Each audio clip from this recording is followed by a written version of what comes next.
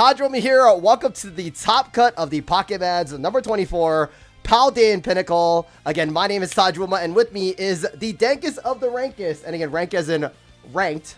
Jay Dank is here. Jay, how's it going, buddy? Sorry. Yeah, no, that made sense. I knew where you were going, right? Like, because rank could be a good. So rank could be a good. You know, I was thinking rank grind is where that's my what I was mind trying to is, say, so. but you know. Exactly. I think most of the pocket players, that's where our heads is at currently, right? Is the rank grind, the dankest of the rank, the grind. Anyways, Jay. yes, Taj, I'm back. I'm stoked. It's top cut. Hopefully we got some good ones lined up today. I think so. Jay, I'm never doing intros anymore. You're gonna call us in every time now. Hey. Oh, how the turns have tabled, Jay. Keeping okay, it cool. interesting. Yeah. Also, guys, we didn't color coordinate. Jay can't see me, but I am also wearing a red shirt. We totally didn't color coordinate for this one. I really didn't. This was a last-second decision too. I was like, should I go with this one or this one? Yeah, I'm just wearing the Eevee shirt because I like stage ones, even though there's no Eevees. Did you? I can't unzip my shirt or I'll dox myself. It's all good. local college. But guys, regardless, again, Pocket Mads number 24. We're starting a little bit early for the delay. Again, it starts at 11 a.m. CST. Welcome in, Jay. Some of the best players duking it out yesterday, and being kind of like the last kind of meta before we get the new set, Shining Reverie 2.0, right? So This is it. Yep, last one until the new set hits. I don't know. I don't know what to expect with this new set. It's kind of looking like it might rival Shining Revelry. And Shining Revelry gave us, what, Giratina? I mean, it gave us a lot. So we'll have to see what ends up coming out from this next Shining Mega Shine set, I guess. I've got, again, my big brain conspiracy theory is that they're going to do something crazy and give us an energy card. But we'll have to see. I don't know on that one. Yeah, that'd be sick. Also, too, Jay, I forgot T-Foms with Meowscarada. Do we want to do that? Yeah, that's fine. I'm fine with that. As our first, and again, it's T-Foms, right? So, yeah, I like this Meowscarada deck. Cool. So, okay. So Jay, we're gonna switch over to the pocket overlay. Let me try to find T-Foms. Oh, cool. Actually, Jay, we're gonna go back to pocket share screen. The brackets are up. So, oh, perfect. I still think we do T-Foms unless you wanna. Or should we see if that person dropped or no? It looks like they did. Okay. I mean, if it says drop next to their name, yeah, I think that means that they did actually. Well, let's look through the standings really quick if there's anything. That's a good idea. I guess we'll go through the pairings and see, right? Venusaur Chingling? What the?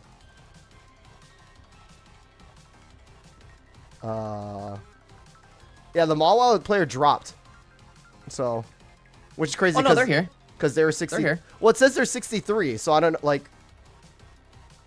Did they check in? I don't think they will. 17. To be fair, so why don't we just do T-Foms because we know for sure it's gonna happen, right? Again, T-Foms is it. Let's head over there. So we're switching over to the battle screen, Jay. I'm gonna switch over to T-Foms. Let's go to T-Foms, and then we'll get this rocking and rolling. So.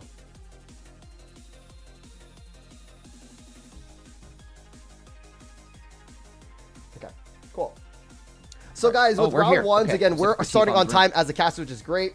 So with this, the players might not be coming in soon, so keep that in mind. But we are going to be doing T-Foms because one, we know he's already here. Now, if his opponent doesn't check in, then that's on their opponent, right? So, but they're playing against Marco, so I'm pretty sure Marco will be playing.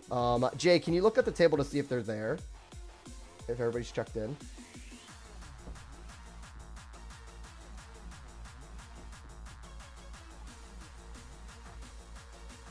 Ooh, against Belly Bolt too, Jay. That's going to be interesting. So, Jay, can you hear me, by the way? Jay? Yes. Okay, sorry, I had myself muted. I was like, I don't know why my mic muted myself. Oh, okay, but go. It looks like they are. Nobody has said anything in either room, so I'm not sure actually. Oh, okay, cool. I mean, again, like the tournament just started, but I'm pretty sure. Again, Marco, DG Marco from there Chile. You go. Marco said something. Oh, right, so cool. Yeah, so we should be good to go. So nice. This will be our first round one, and then we'll kind of see how it goes. Looks like we are live on Twitch, and then we should be live on the YouTubes as well. So yeah, cool.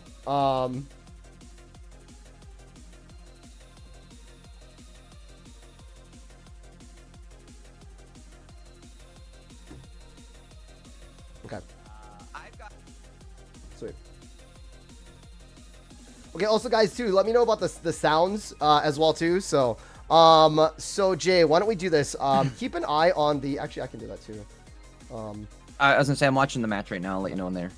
Because we can show the, oh, looks like they're searching. Okay, good. Okay. Right. Yep. I was gonna, we can go over the deck list for them, but it seems like they are, stream pause. It's back. Must have been, I think it must have been one of those tab out moments. Yep. So. And just a heads up, chat, what we're talking about there is if the screen does go black, means the player tabbed out for just a second. Usually they're checking a deck list when they do something like that. So.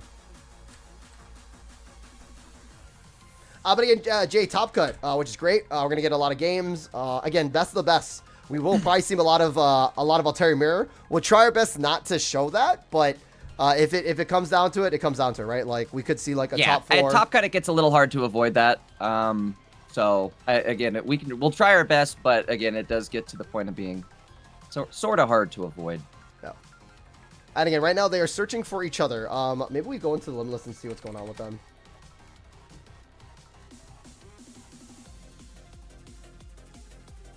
I am searching. Good luck. I say we give him just another second here. Maybe it's a password issue.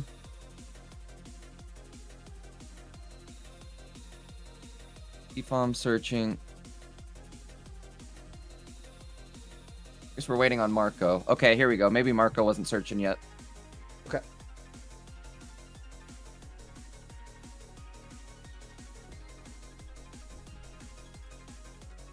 Jay, also check the judge chat really quick.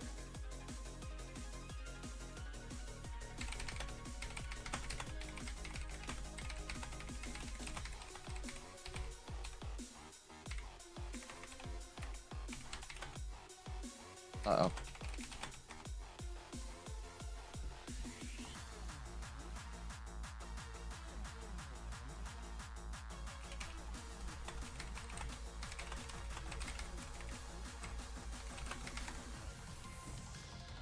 All right, here we go. Game is started. They are together, so sweet.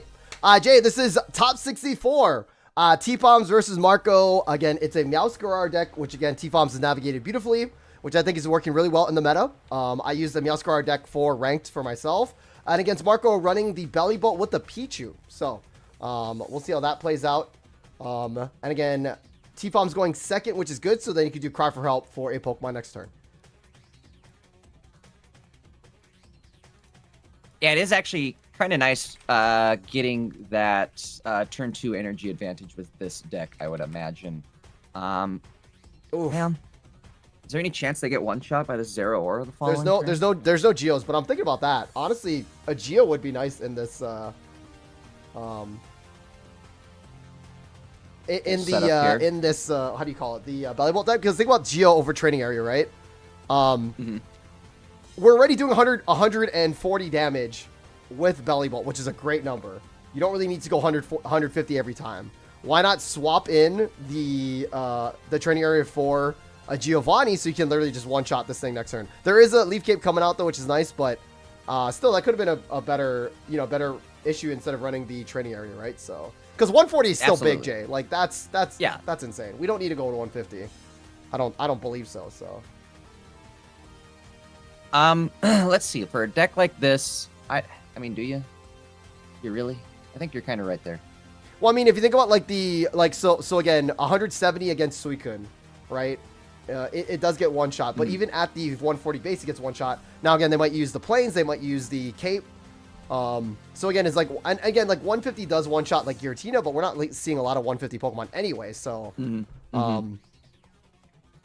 I think the magic number is still 130 to 140, right? We're not pushing to the 150s that we need. This is interesting. We can attack because we would get KO'd. Very scary here for T-Foms. We could get, we could get KO'd if we get the energy generator onto an evolution retreat. We could see that is very true. A win from Marco here, but and again, so fast electric. So here's one. Do we have the energy generator? No, we do not. But we're down to 20 HP, Jay, which is bonkers. Oh, you got to go with the rainbow one. Yes, 100%. What are we doing there? There we go. Oh, there's the Lily. I mean, it's 60 more HP. But now also keep in mind, if we go Lily, we're at 150. Oh, wait. Maybe this is why we do it. Jay, we're cooked. It's 150, and then the training area is 150. Yeah, I think that's about it, huh? Erica only going to get you... You can't... Well, you could attack the bench, right? Or no, it is... Well, you're going to get KO'd. Oh, wait. No, Jay. Oh, shoot. Wait, we have Giovanni. Yeah. Wait, no, we're going to get KO'd. Take out... No, we still get KO'd. The helmet puts us right in range. Yeah. Oh.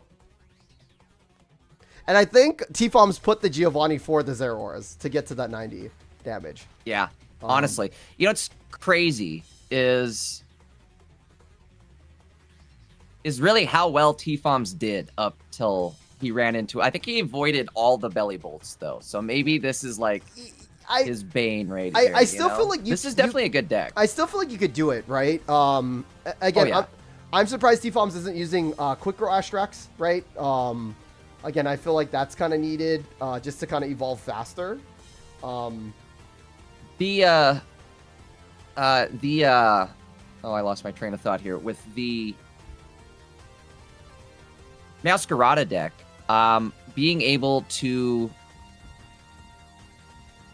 do that early setup damage there with Flower Trick, I don't know if trying to get your opponent to retreat early on, because like, is that how they're going to handle it? Are they going to try to retreat out of it, or I guess where's Marco going to go with this?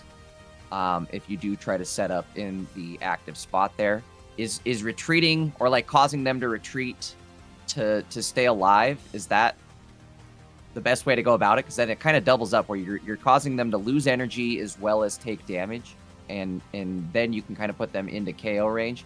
I don't know. It also kind of comes down to the starts, too. I wonder, actually, if going second maybe hurt T-Foms. Yeah, for sure. In the sense that, like, he was kind of late to... I don't know. I guess it wasn't, because he needed to do the cry for help, but we didn't get another basic, and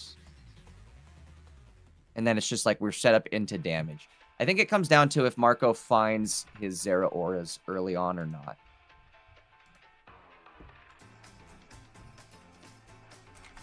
So Marco going first here.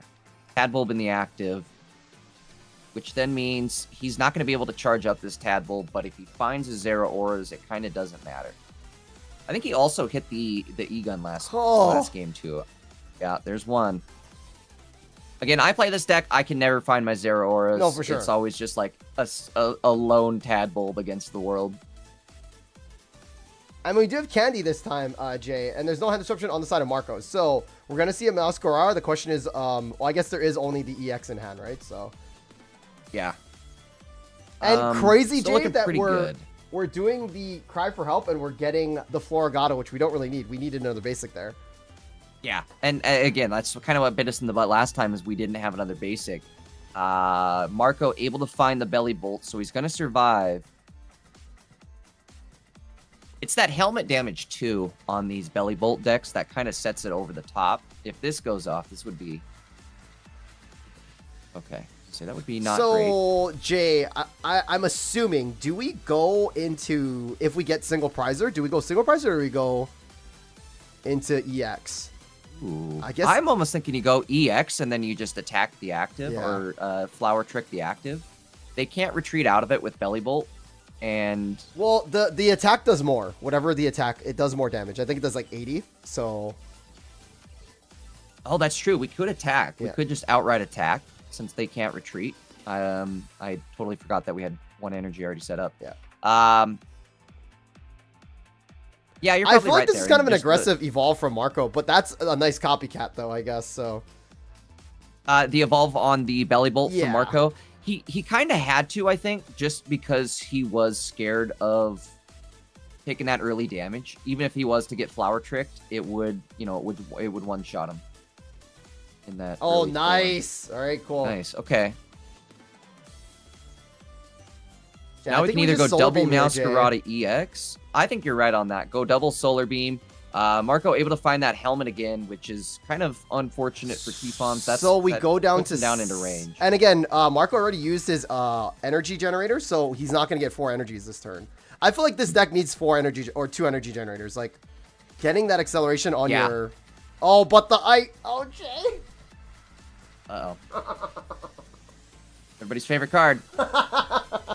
There it is. See, maybe this is where it would have actually been better to do the flower trick, right? Because then you could do a combined 150 damage in one turn, and you can't necessarily heal the flower trick because there's no damage on the flower trick yet. Not great. What a combo.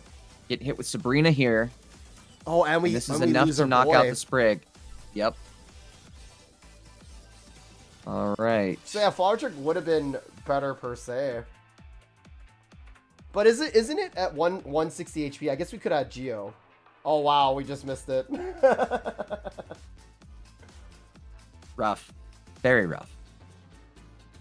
Left with no other choice but to Solar Beam, and unfortunately, we're going to get counterattacked here for a whole lot of damage. Yeah, it's Jovi. I think... I'm trying to think if we get a heal, maybe? Well, so, again, it's the training area that's coming out, right? Training area is going to get the last energy and KO. Oh, you're right. You just cast or cursed it too, so you know it's coming. I mean... Oh! I mean... There was 3 cards in hand. That was kind of sus, but... No, that's all right. Jay, of course they had it, right? Yeah. It's not me playing. So of course they had the line. Congrats to Marco. T-Foms. Honestly, though, T-Foms was not doing too bad with the Meowscarada deck up until this point. So shout out to T-Foms. But Marco, moving on. So I found another match. Okay.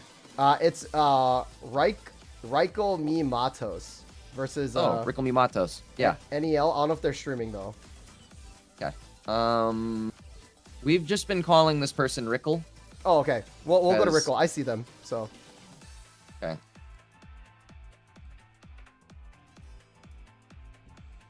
Cool.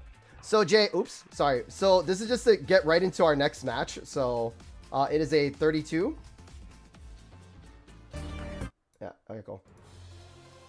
Yes. And it's not like, so guys, it's not the best. How do you say it? Like it's nothing new or anything like that, but it's just, it's a top 32. It's starting now, and yeah, that's fine. Yeah. If it's fresh, and yeah. I think that's the best way to do it. If it's a fresh match, something good to hop into here. And it is somewhat unique. It's Belly Bolt versus Rickle made. Did Rickle win last week? I think Rickle won. I think this is last week's champion, if I'm not mistaken. Oh, cool. I should know this. Nice. Look it up.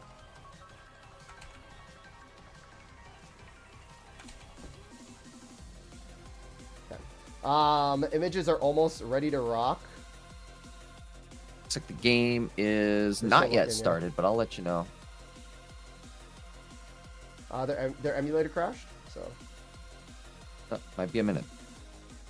Yes, Rickle did win last week, playing Greninja Mega Absol. So. Okay. So we have our top 32, which is nice. But I do want to try to stop other players for the next one. So Jay, why don't we try to see who do you want to stop for the next 32? We could even do a double 32 at this point, right? So, and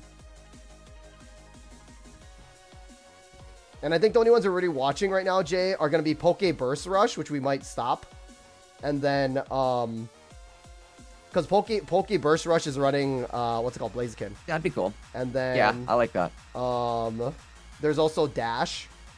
Dash is 1 up, so. Okay. I wouldn't mind doing either one of those two, potentially next, or however that works out. Jay, do you wanna like keep a tab on that Poke Rush, or should we?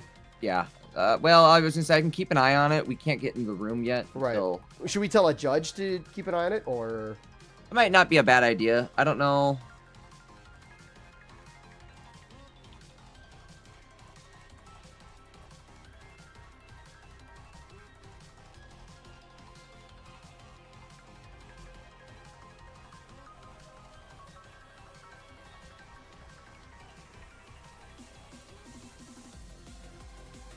Okay. Guys, we are waiting for the next players, by the way, so...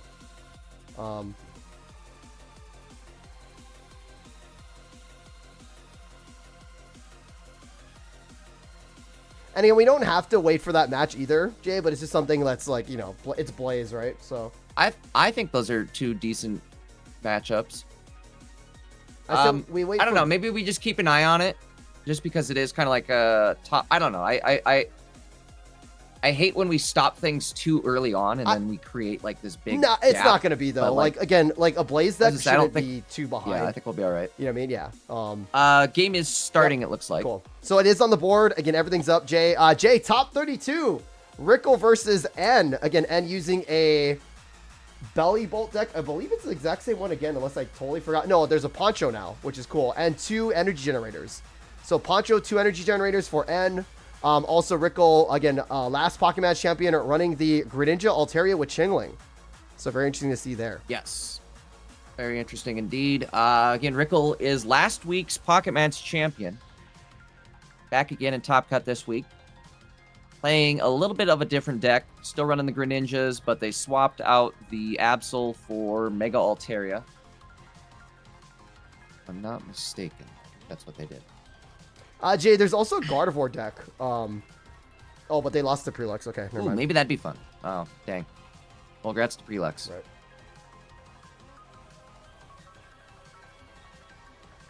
Also, Bobby 2 is also running Mega Steelix. So we have 2 Mega Steelix decks in Top Cut.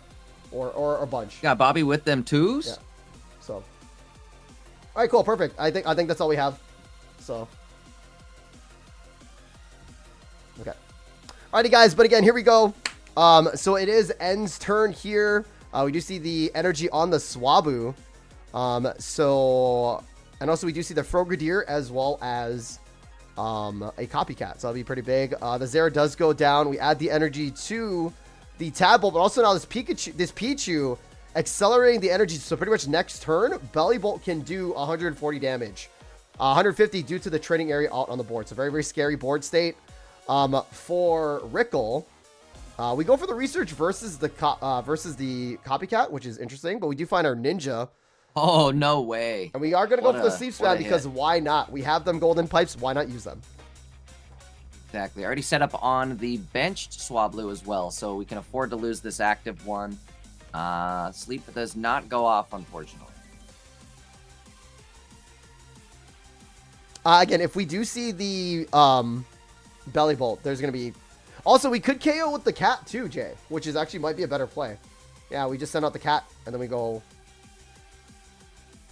That is true, right? We can just go and knock out with Zera Aura. That's one of the strengths of Zera Aura. The good thing is Rickle does have a Cyrus in hand, ready to go.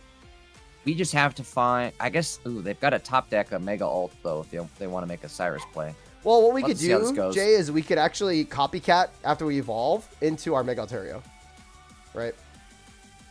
Because we need Mega Altaria for sure. And again, if we KO this Zera, they lose 2 energies. Keep in mind, N does not run the electrical cord, so those energies are gonzos. That is a good point. They also don't... Oh, no way did they find it. Yep. Crazy. All right. And we got another basic here as well. What are we looking for, though? I mean, it's only Chinglings, right? So... I was going to say, I think that was only Chinglings. Yeah, that was, I think, our last basic. Yeah. Now, the downside, J2, is that this Mega Altaria has to go through 3 Pokemon. Or 1 Belly Bolt, which is going to be a very no easy task. But with the Greninja Pings, it should be a little bit easier, right? So... Yes. I almost wonder... Do you go... They maybe should have pinged the Pichu. Because then the following turn, you ping the Pichu again. And what do they do? You know, and Belly Bolt is at 160 HP though. But yeah, if this Belly Bolt does evolve, I guess that was the right ping. But if it doesn't evolve, because I was gonna say, I guess they're also. Oh, we KO here and then we hit the back line. So. Yeah, true. Yeah, see, that was my thought though. Is like we would have hit the Pichu, we could have pinged with the Pichu. That would have been our second prize point, and then we just have to attack. We give him Chingling, right? Yeah. Yeah, also, nothing can attack it. Like that was a Desperado Sabrina for sure. Exactly. I was saying that might be a Desperado play right there. Oh, it's Jovi, dude. Oh, okay. I like that play from. No, they got second prize point. They're good. Well. Oh no, it's over. Yeah, so you're right. Training area, I forgot. Yeah, the training area actually helping end this time, which is kind of, or helping Rickle, which is really funny. So yes. Yep. I think that's why you kind of sometimes. I think they dropped that. I don't remember at this point, but I'm pretty sure they dropped that to try to benefit off of a copycat throw. Why did they concede that? By the way, I'm confused. I'm not sure. They must have just didn't know that their opponent They had crystal balled it. Did they throw the Pokeball and not put down a Pokemon? Maybe, they might have done maybe, that. So yeah. they maybe knew that they did have the extra Pokemon. But well, yeah, that'll be that. Game number 1 here.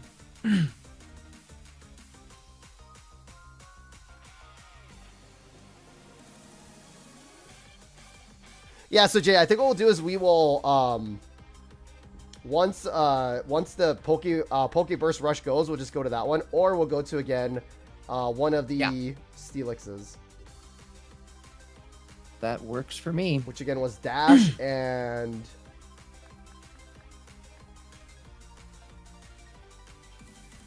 did we have 2 of them make it through? Bobby 2? Oh yeah, you said that. Bobby with them 2s. I don't see. Oh, he's on top. Wait, Tom why are they not Cruise. playing? Hello? Oh, they didn't record their matches yet. Jeez. Okay. It's the first table, Okay. Jay. So, okay, game's up though on the board. So guys, top 32 here. Again, Rickle with the Froakie active in the active start. You probably want either Chingling in the active there. We have to attach an energy to this Froakie to retreat. Which is fine because we're using Mega Altaria anyway. There's the Chingling. We go for the Licia. We're going to get another Swabu and another Swabu for sure. Very, very nice there.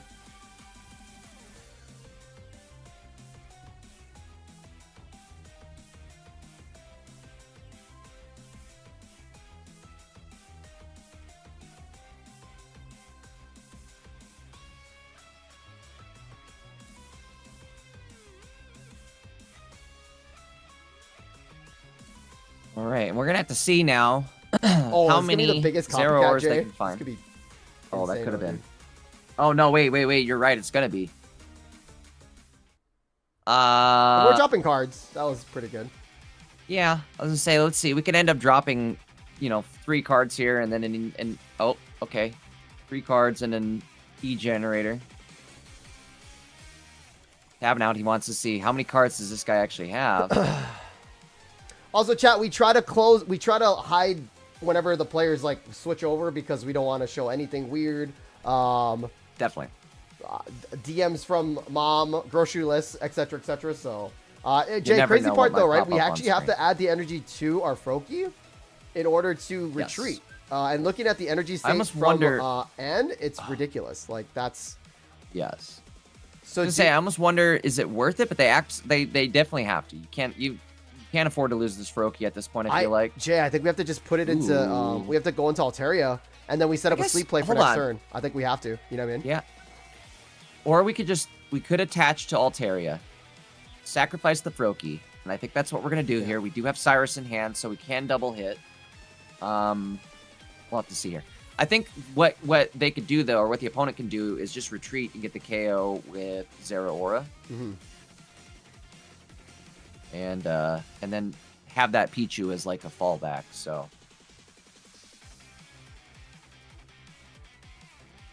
One of the strengths to playing this deck with like the one prize pointer Pokemon is you can kind of burn through those one prize pointer Pokemon before you end up going into Belly Bolt. Ideally, right? That's the ideal play. However, Rickle does play Cyrus and Greninja, so all we're looking for at this point is the Greninja setup, and then we can start Cyrusing in whatever we want.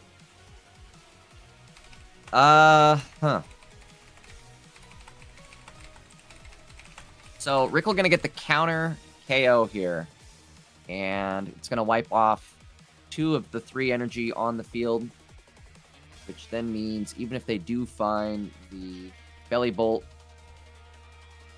might not be enough.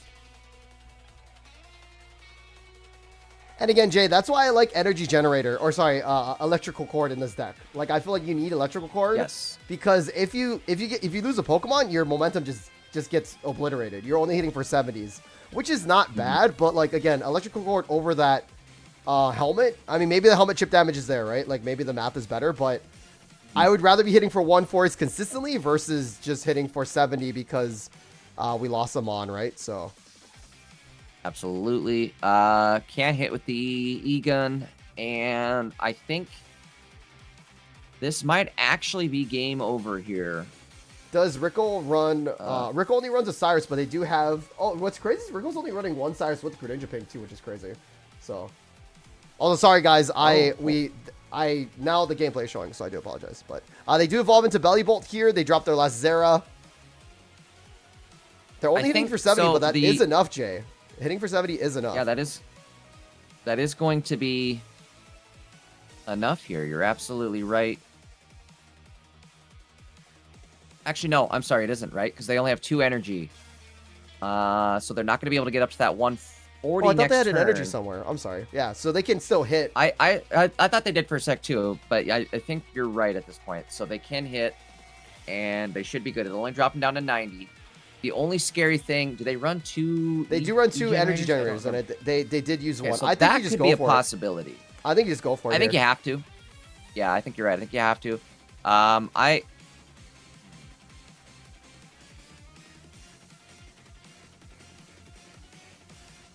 Scary thing is... Actually, no, I guess we're good. We already have 1 prize point. I was going to say, the scary thing is we're going to have to try to pick up another prize point with only 20 HP remaining. But we should be good, actually. Guys, make sure you're on Do Not Disturb. We don't want to see any WhatsApps. Yeah. Definitely, just for your rounds, make sure to throw your phones on the Do Not Disturb. You can throw it off right after your round ends.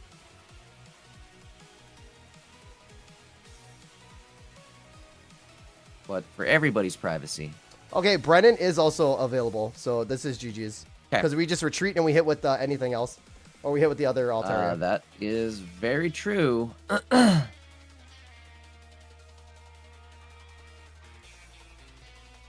Is this game 2, it's game 2. This is only game... Switch over now. Yep.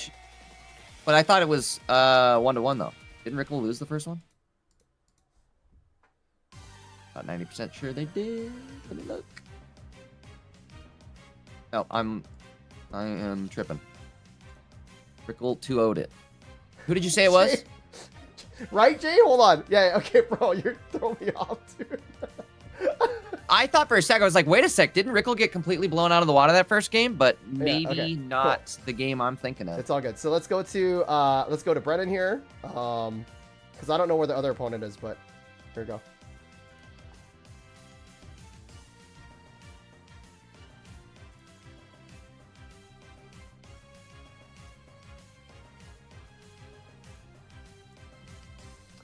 Jay, I do apologize. I didn't have you there. So.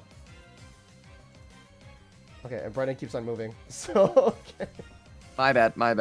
I was just saying it threw me off because normally I run production and normally I'm keeping track of like the amount of game wins. And I'm holding all the players. So guys, we are in another top 32, but again, this is going to be a cool one. It's a Mega Blaziken versus Absol and Absol Greninja. So, they are searching.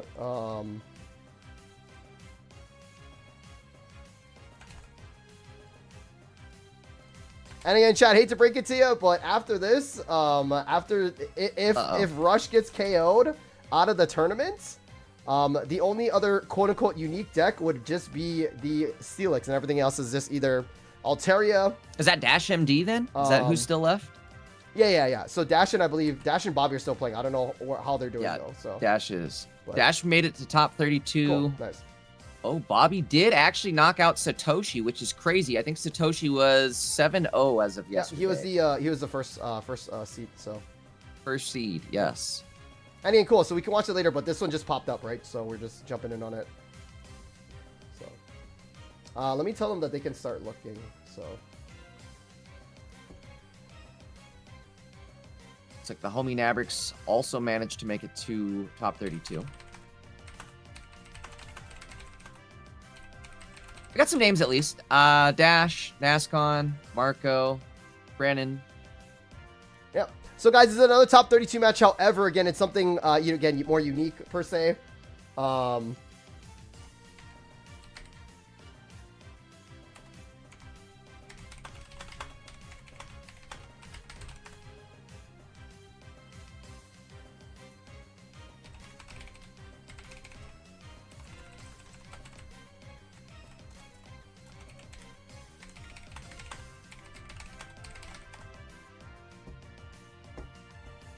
Okay, sorry, I was typing into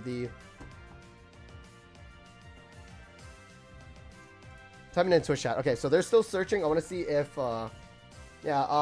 Pokebrush is not responding. So, are they in Discord?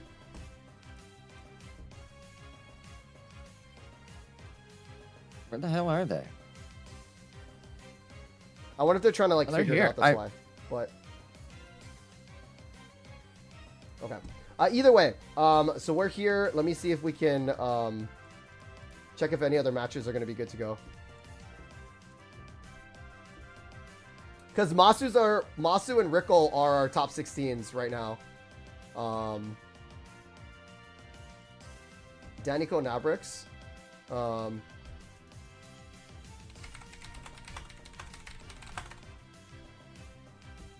I mean, who just disappears in top 32? I don't know. Pokerush like knows that they could just continue playing. You know what I mean? I'm gonna be real. The name is definitely not familiar. So maybe they're a newer player to the tournament series. So Bobby's not screen sharing, by the way. So that's and also Kat has reminded them. So Bobby with them tools. Bobby with O2. Okay. Well, yeah, again, reminder, guys. Top Cut, you do need to share your games. Your matches, chat.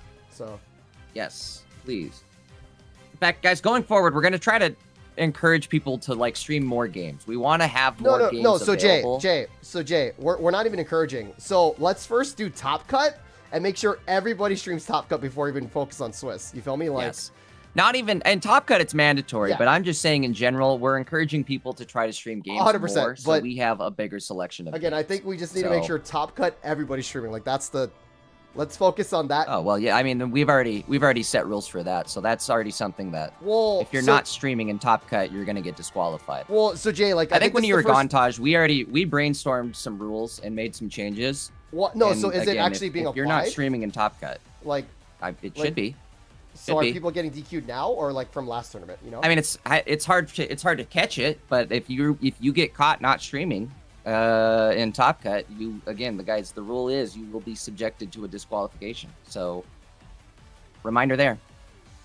Okay, so yeah, guys, again, make sure the only reason why we're doing this is because like right now, for example, we're streaming the top 32 match and their opponent's not here, so it's kind of like what's going on with that.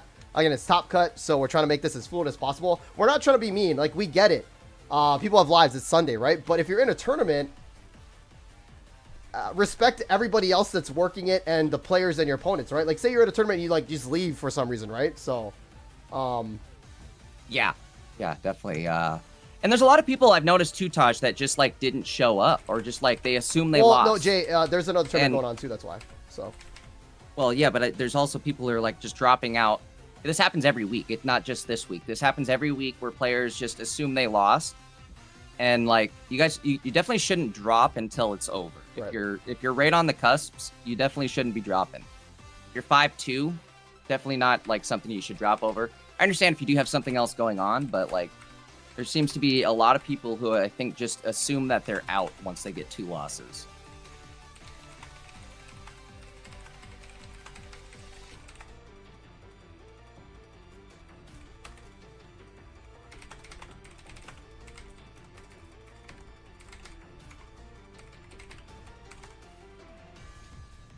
Jay, I might look for a judge for this point because this person, I don't know where Pokerush is.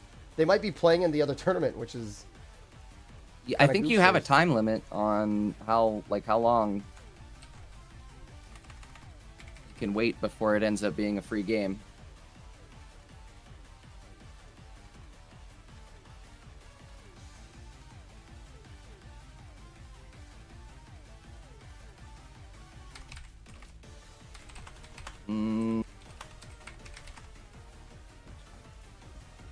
I mean, this is day 1 rule, but... And it says this applies for day 1 since day 2 has no match check-in, but players have a 5-minute check-in time players have 5 minutes to check in each So this round. is what I'm gonna do, first of all. So for the Bobby one, I think we just push through. Or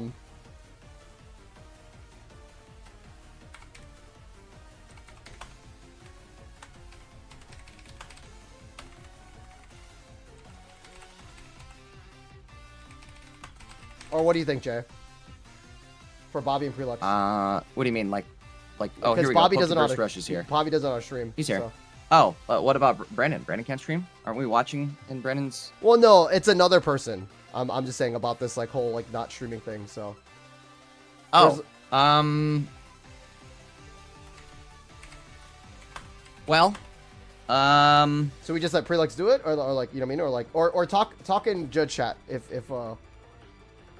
that makes it easier. So. I'm kind of confused what's going on, to be honest. I don't know. There's like, multiple players that aren't stream sharing and they don't know what to do. So should we just let them go through, or should we? We're gonna have to hit some judges up, I feel like. It's only Cat today, so.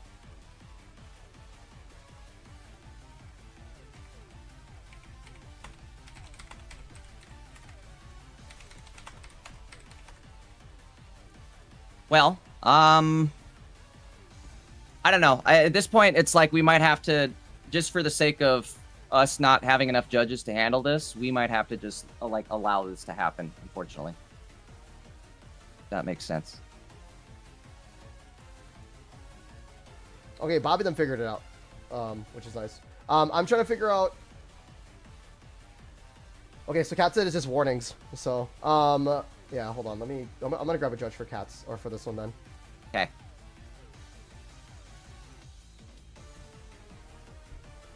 Wait, Poker Rush requested a judge.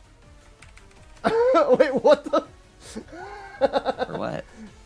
So the person that isn't here has requested for a judge. I'm confused, but we're just staying here. It doesn't matter. So guys, maybe he's trying to figure. Yeah, Poker Rush is not here. We're figuring out what's going on and why they've been waiting so long. So we might have to just DQ them for timing, or. Oh yeah. Okay.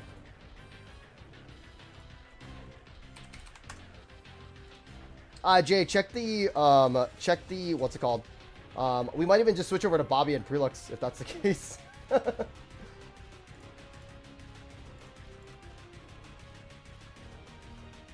Hold on one moment. I'm trying to type to Cat.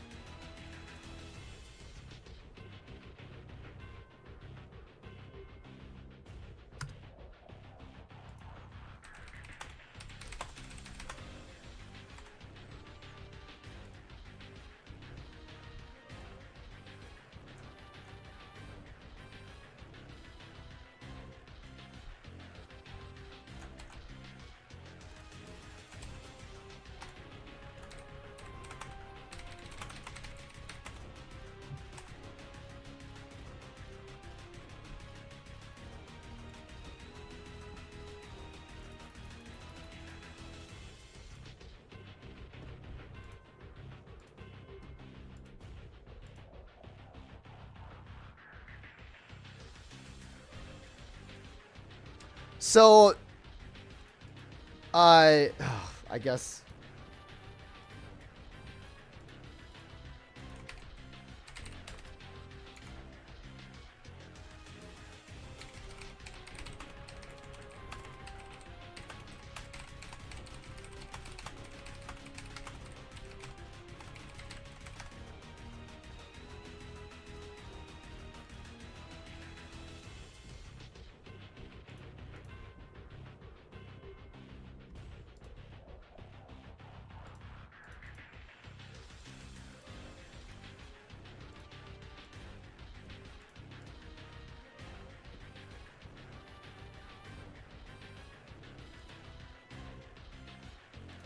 Okay, is Pokeburst in Discord?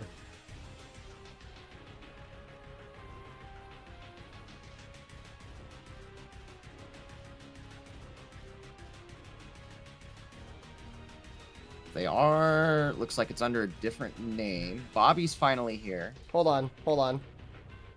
Oh, who?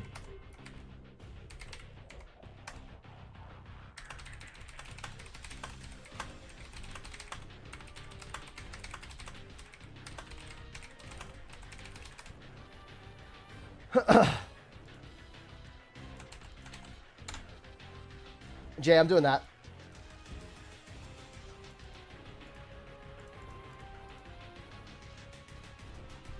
What do you think? Maybe game lost, but yeah, I don't know. At this point, it's getting very. This is the reason why we want to like enforce this more. Well, right, but he's been gone for like. Puts us in this position. He's been gone for like that too. 6-7 minutes. So like, I think we just DQ. If it's like 2 things, right? Maybe even longer than that. That's So- yeah. As I say, it's like 2 things, and it's been longer than the 6-7 even.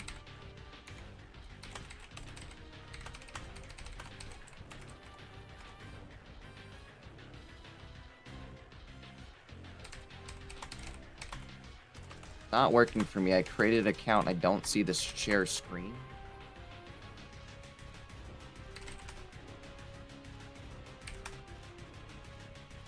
Cool.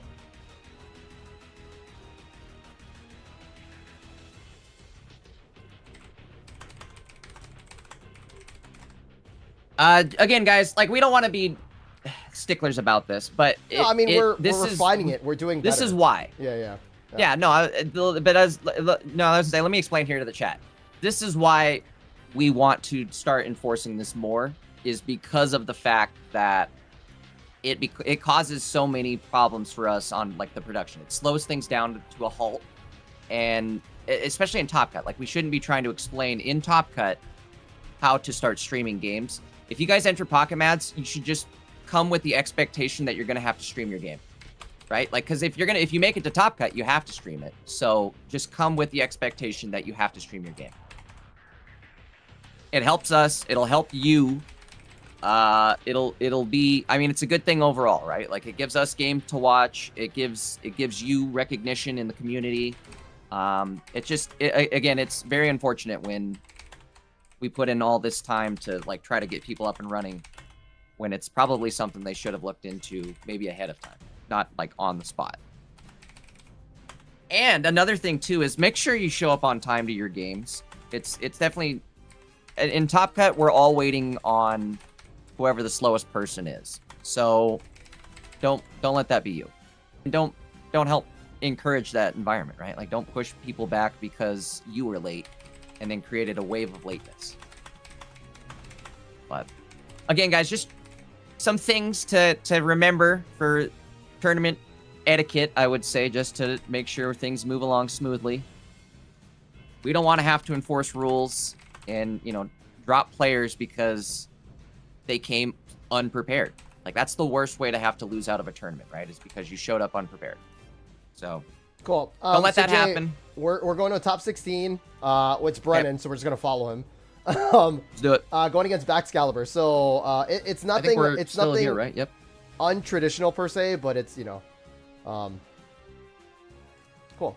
And both players are streaming their games. See, isn't that great? So, Exactly. There we go. No problems, no issues. Big shout out to Brennan for streaming his games this week. And everybody else who's following the rules. All right. So starting off here, we do have the game up and running, which is awesome. I'm glad they were able to get in this one super quick.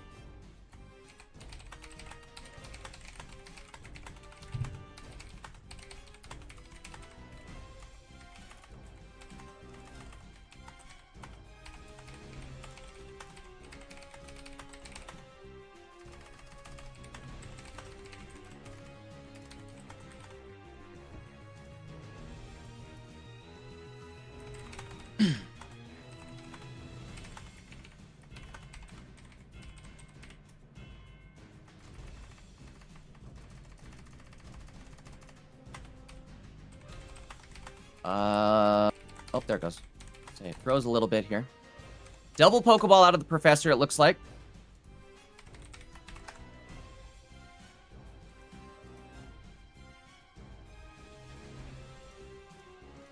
all right, cool. Sorry for the wait, guys.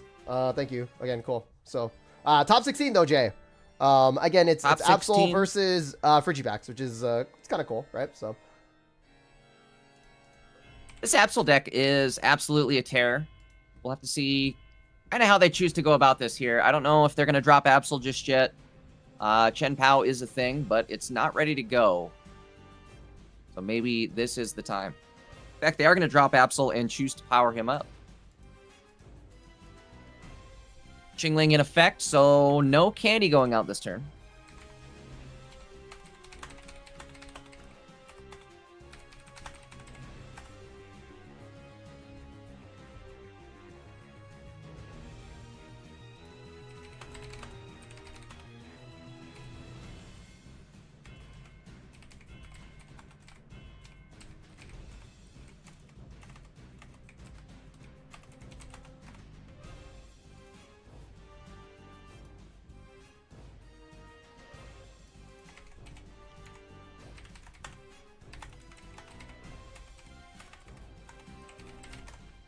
okay, cool.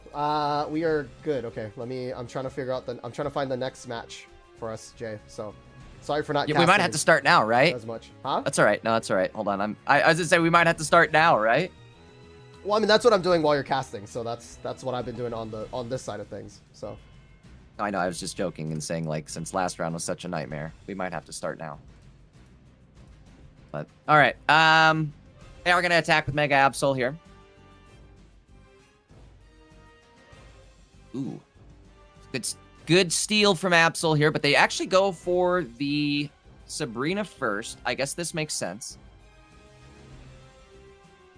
Not like there's a Cyrus play even set up. I would say opponent kind of in trouble here. Jin?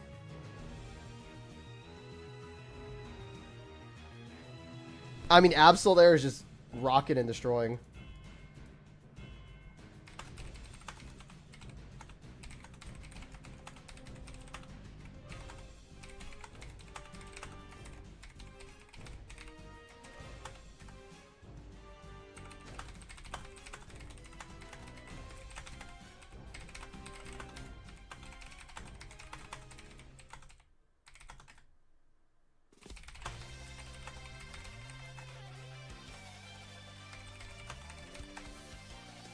All right, Absol going to get the first KO here, as well as remove Sabrina and Cyrus from play. I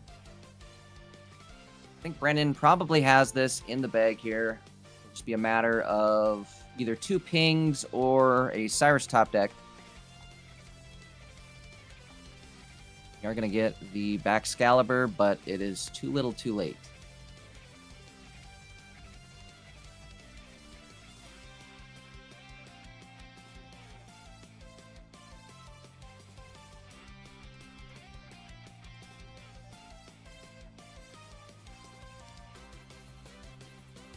Cool. Yeah, we're almost at our top 8s, which is nice. So I think we just kind of keep rolling it. Yeah, I think so. Dash is doing good. I mean, Dash top 16. If he wins our his match guy. there. So where's Bobby? That's too? our guy. Last week we had a Steelix player make it up to top 4. I think they were undefeated too. They were like undefeated up to top 4, and then they unfortunately lost that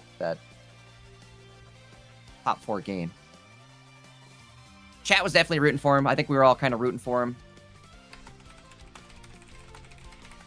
Right, opting to not Mars or Copycat. Obviously, wouldn't want a Mars there, but I was thinking possibly a Copycat. That way you also drop your hand down to nothing. I don't know if it's going to matter here.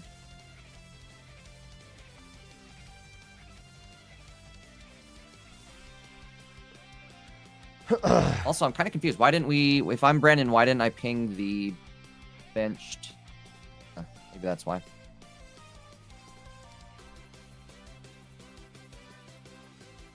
Well, I think he's Jovi, right? Like, he can't get any energies onto the Chen Pao. So, like, he just stays there. It's very scary here. Well, let me see. Hold on. So, what's the math on this, realistically? We KO this turn. Chen Pao only has 2 energy. And then I think it's over from there. So, I think you are right. Oh, there's Cape. Wait, why don't we ping the... Oh, no, Cape's already on the... Okay. Oh, the Dark Righteous. I was like, where did that 20 come from? Yeah. So we copycat ourselves, Jay, so that we have no hand. That's what I was thinking. Yeah. That's what I was thinking last turn too. Is they should copycat themselves down to nothing and honestly, I would have done that. Zero chance. Because honestly, you're right. It's over, right? Well, no, Jay. Jin doesn't have any copycats. Sorry. Oh, that too, right? You'll have to forgive me. I don't have the deck list like directly in front of me when I'm not producing. Yeah, it's a cheat sheet for me. Producing. I have OBS up so I can see it on it. Yep. I know, that's every week I'm like, I always have the deck list right there and it's super nice, but when you don't have it, oh, this is a pain. Oh, Jay, we're kind of in a pickle now. If there's a a Cyrus, they should have. We did eat up the Sabrina Cyrus, so we're safe there. Oh, okay. But we probably should have just started pinging the Chen Pao a few turns back. I don't know.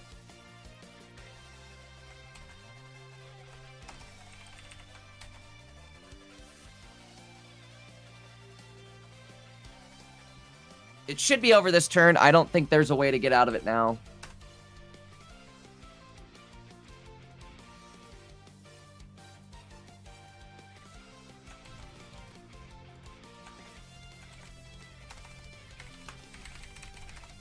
Oh, never mind. I lied. So they can retreat here, but again, they're just going to get pinged down. So that should be it.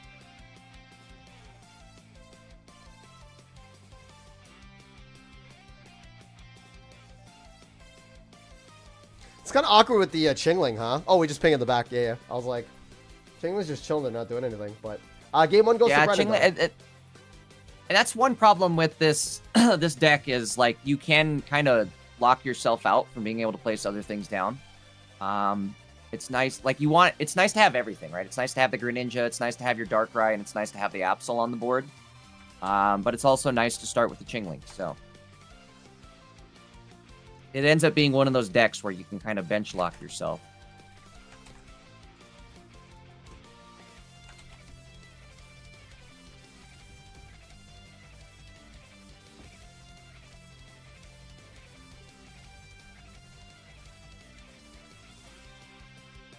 Starting off the next game here.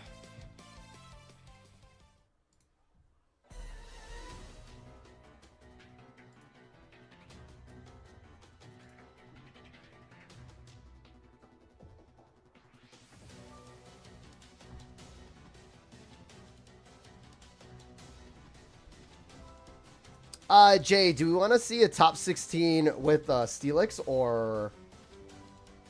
Yes.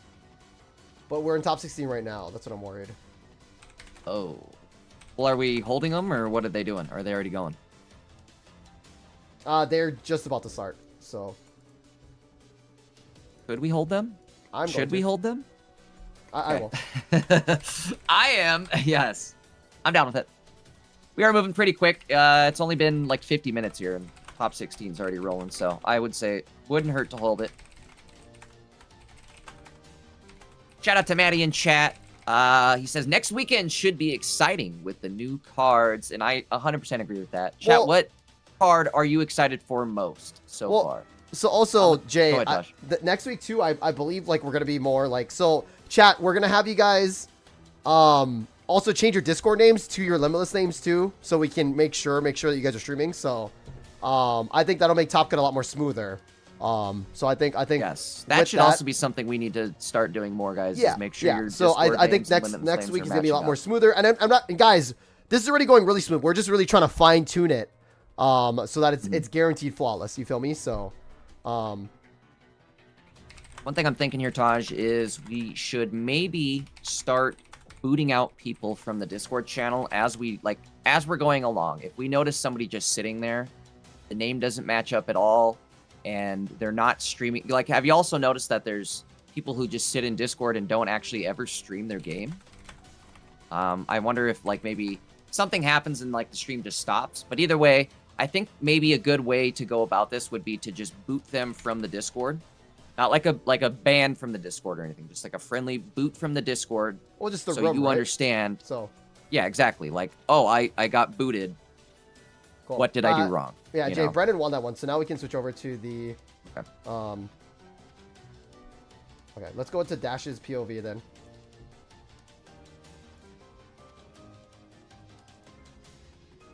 Okay.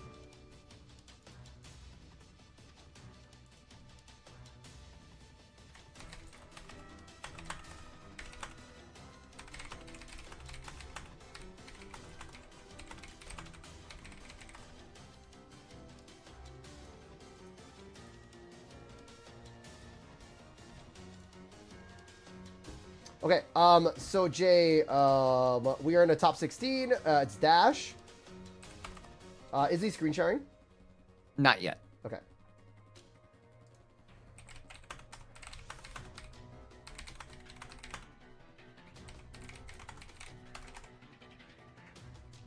Cool. Let me know when it's do up. we I'm have changing him muted? the deck list right now.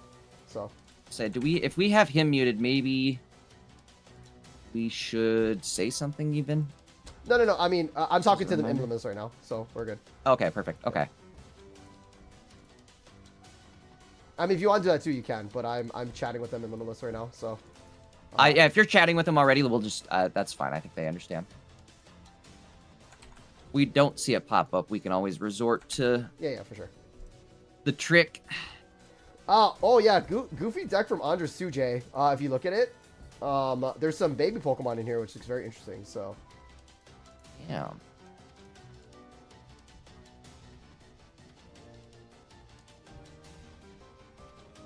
Should be good, he says. Okay, cool. Let's see. Nice. Okay, cool.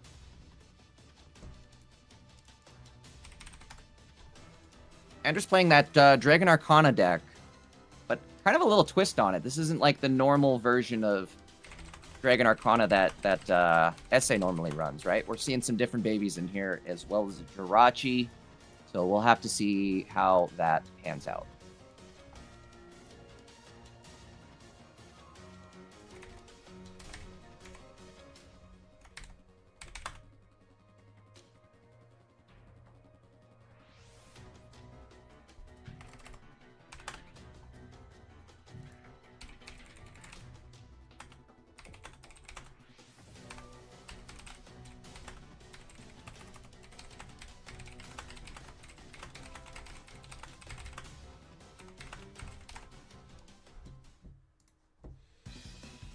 Okay, so guys, this is the top 16, again, which is cool. We still should be fine tempo-wise of the tournament. We usually try not to go, like, backwards, but, again, like, there's still some 32s going on, and this should be fine, so. I agree. I think we'll be... And also, the winner of this one will go against Macho Man, which we could just follow as well, too, to our top 8, so. Nice, okay. Down for that. Cool. But again, chat, you guys wanted it. Again, it's something more unique versus this is, again, like High Dragon, all those other ones. It's Dash MD with their Steelix deck versus Andres running Mega Altaria or Dragon Arcana. Actually, well, no, it's Do the Wave. So it's not Dragon Arcana. It's Do the Wave Altaria. And oh, you're right. That yellow Elekid threw me off. I thought that was the Dragon Arcana. The dragon color, but you're right, that's actually Elekid and Altaria. So Do the Wave only does 28 damage for each of your benched Pokemon for a potential of 80 damage. Yeah, Jay, I think we just follow this one to Macho Man. That's probably a good line here. Bobby is out, by the way, losing to Prelux in top 32. So Bobby with them twos out of the tournament.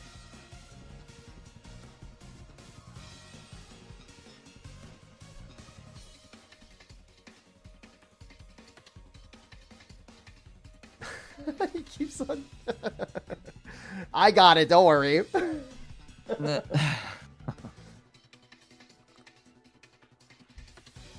But again, Jay, we do see the Dig Onyx. I feel like Dig Onyx is better than the 50 damage one, just because you want to survive. And again, it's pocket. If you get one heads there, you're set for the next turn, which is a big turn, right? If you survive to turn 4. I agree.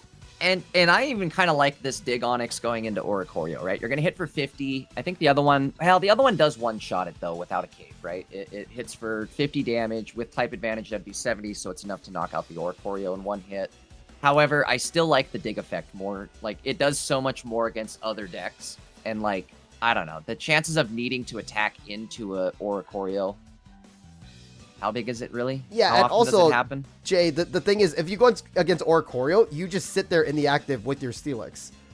And then you just keep attacking. In before Dash ends up losing to an Oricorio, right? He gets Ori locked. Well, I mean, so what is that like? So I think what you do is you just draw against Ori in Swiss, and then you just coin flip in finals. Like, you know what I mean? You just build so you can use dig. But like, look at this now, Jay. What do we do here, right? Again, that's the crazy part about. Do we have the Brock? Oh, we have to evolve. Oof. And this is where you run into some trouble, right? Is you either force yourself to have to evolve here, so that just in case they do have it, you don't get KO'd. Which, I mean, let's be real. Look at that hand size. He's gonna have there it. It is. Yep. Exactly. So, strategically choosing to not put down anything else on the field just yet. So.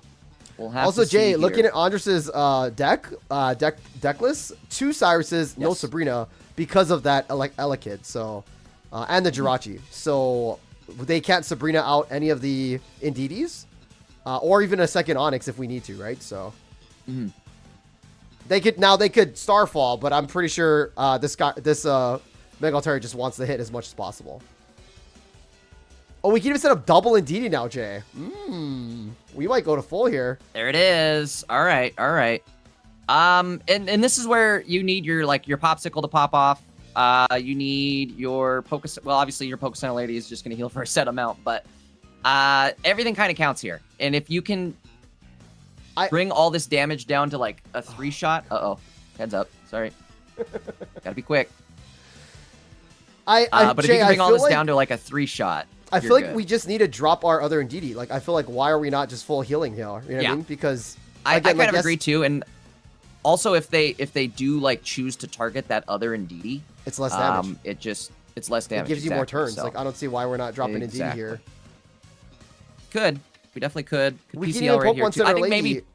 I would maybe save the PCL if we're being real. I would rather drop Indidi for over a sleep PCL play. Because you can. Yep, true. exactly. Because that's what comes next is the sleep scam. But Jay, why didn't we drop the Indidi to go just full? I don't understand. I think they're scared of a Jirachi play here, and we're getting rid of our own potential sleep play. So maybe that 20. Right, I feel like that 20 is gonna goes. matter, Jay. I feel like that 20 is gonna matter. This also could be a bluff play, right? We can bluff out the damage here because now we're gonna heal back above. We heal with our Indidi. Maybe this wasn't enough. I don't know. Gotta run the numbers here, but I don't know. Well, so Jay, we actually heal now, right? But then we also take 10 from the helmet. But we're gonna be down to just 10, 20 from the helmet, so that'll be 110. 110. I think that's actually enough to KO. Well, it's 90 because of the ability from. Oh, we've got the double. Yeah, you're right. You're absolutely right, Tosh. So we need to top deck a Cyrus, is what this comes down to. But still, I don't know. I would feel safer just to go full. You know what I mean? Like, why even risk that? You know.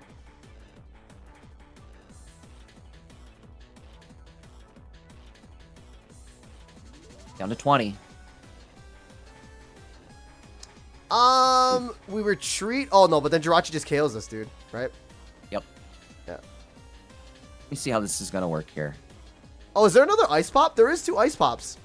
There is 2 ice pops. I mean, we could like ice pop scam our way out of this. How much are we getting hit for? 90 damage, right?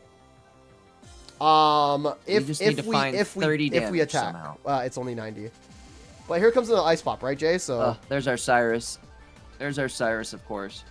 Starting planes and a Brock. If we can hang out for a turn. Crazy Jay is that we could have dug next turn. Yeah. Oh no. If we actually had the dig. And what sucks too is we drew into our Cyrus with that copycat. Dash might be in trouble on this. Wait, no, Jay, we can KO with Onyx. What do you mean? Oh no, we can't Cyrus Next and turn? Brock. Oh. Yeah. Yep.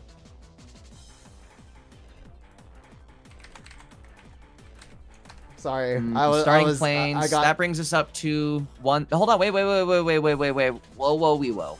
We actually, if we dodge the Cyrus here, no joke, we win this. Retreat, wait, how? Please retreat. Go into your Onyx, because your Onyx is going to survive with 10 HP. And then you're going to Brock and be able to attack and go into your other Steelix the following turn. I guess we have to double dodge. Oh, it's over. It's over. Jay, we have to what? I was really throwing the cope on there at the end. I mean, we just it's have to still dodge good, right? But again, 2 Cyruses for 4 turns. Yeah, but again, what's it called? The strength of Altaria is turn 2. You can literally go for 130 damage, 140 if you have trading area, like, which is why it's so strong, Jay. Right? It's just a stage 1 Pokemon, 2 energy, 140 damage, 190 HP. Like, whoa. You know, it's just really powerful. So, yeah, it's and again, Jay, I do feel like this deck does need a little bit of luck, you know. But again, that's pocket, right, Jay? Like, this pocket. We get the dig, you know. It unfortunate that they were kind of backwards there, right? Maybe we could have made a play. I don't know. Another thing, too, is you can kind of get a little more risky early on, I feel like. When I play this deck, at least in ranked, I suppose it's different in a tournament when you can't afford to lose at all. But in ranked, it's like, who cares if I take 1 loss? But point being is I like going for those, like, dig gambles where it's like, yeah, if I don't hit the dig right here, I'm going to lose the game immediately. But if I do hit the dig, it'll be awesome. Starting off game 2 here, we do have Onix in the active, and it is not the dig one. We do see a Brock in hand, at least.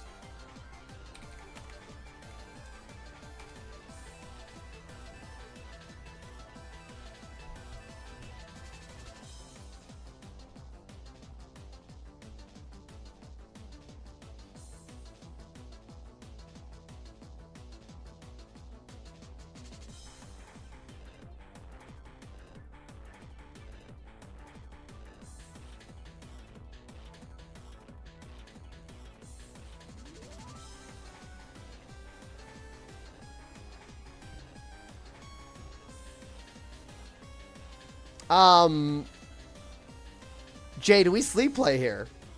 If we have it. I think if we have Mega Altaria, we go for it. Actually, no.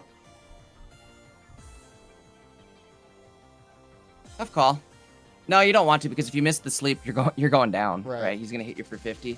And maybe I forgot now this is we're not gonna the see dig the one. strength. I get so yeah, confused. as I say, now we're gonna see the strength of the non-dig Onix. Yeah, Jay, dig Onix is really good. Yeah, Jay, 50 attack Onix is really good. Jay, you know what we're going to find, Jay, next turn or next set? Onix with 2 energy attack. I think that would be good. That would be disgusting. Like a hardened Onix, you know, like a guard press. Where what would it do? 10 damage or something? 20 damage and reduced damage? Like it does maybe like 30 damage for 2, and then it takes reduced damage, you know? Like, so it stacks with helmet kind of thing.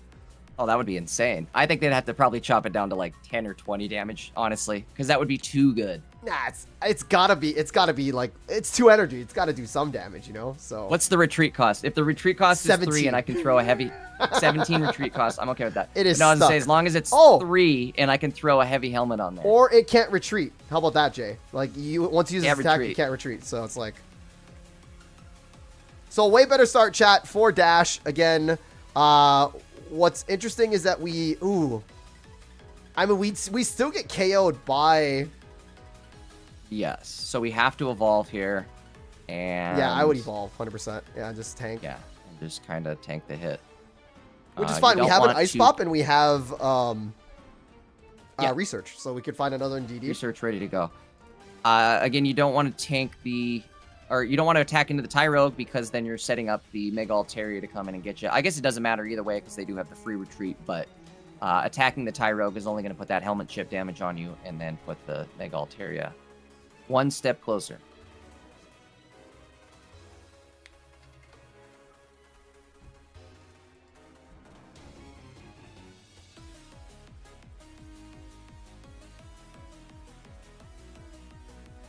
$130 damage going out, which kind of hurts. Not gonna lie, that one definitely kind of hurt. We do have PCL and a Popsicle, so we can heal out of it. But will it be enough?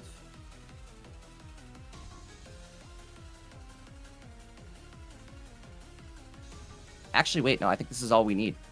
I think we're gravy here, because we're gonna attack into him. Bring him down into KO range. We have Cyrus in hand, so we should be good here. As long as the Cyrus remains in hand. Sleep scam is a thing. Maybe they should have saved PCL, right? They were already outside of KO range. Again, maybe saving PCL for... Again, like, I understand that we don't want to get slept on or something like that, so I get that, but, like... We don't want to get slept on. It's, Coming down to this here. If we wake up out of this, we are gravy. Oh! Hey, that'll be game. Oh. Well, it's not game, per se, because, like... Oh, no, I guess they can't really... No, they got it. And we've got the pop... They got Cyrus. Too, right, Jay? They got Cyrus in hand, though, so it should be over as long as they see this. Please see the play. There you go. Oh. Sorry, I was looking for other matches. Not you. Sorry. Well, I guess both of you. Please, both of you see this play. Especially the player. Yeah. No, we got it. So, again, Jay, we're going to do Macho Man as top 8, and then we just kind of ride that, I think. So... Is that game? That was game 2, right? Correct. So it's game 3 now. Yep. Okay, game 3. And again, chat, like, like, here's the funny part, right, Jay? Think about this. Does Jash need Brock to win the game? For sure. But also, does Andres need Mega Altaria to win the game? So, like, yeah, you're relying on Brock out of 20 cards, but, like... You know what I mean? Like, I will say that so in my experience playing this deck, I've had games where I don't draw Brock, and it's very scary, and you kind of have to, like, get lucky with your heals, but you can still manage without Brock. You still can stall out and win, yes, 100%. Yeah, exactly. You can still, you have your options to stall out without Brock. In fact, most of my games, it usually goes like, oh, if I have to evolve here, if I evolve here, I'll survive, but the problem is once you evolve, you can't use Brock, and then I usually draw Brock immediately, turn after I evolve, so that's usually how that goes. All right, getting ready to start game 3 here. Like they're searching now. Dude, I'm on it with the hand hiding, though. You got it. Finger on the trigger with some of these people, that's for sure. But Jay, top 16, again, Dash versus Andres. Guys, we're about in the top 8, top 16 range right now. We'll show you guys the bracket in a little bit, but very excited again. It's a great day for Pocket. Again, it's the last tournament before the new Shining Revelry 2.0. Mega Shine, I believe, Jay. So. Yep, Mega Shine. Which is dope. Again, my call is gonna be a Crown Rare Lucky Ice Pop. Honestly, it might be, honestly.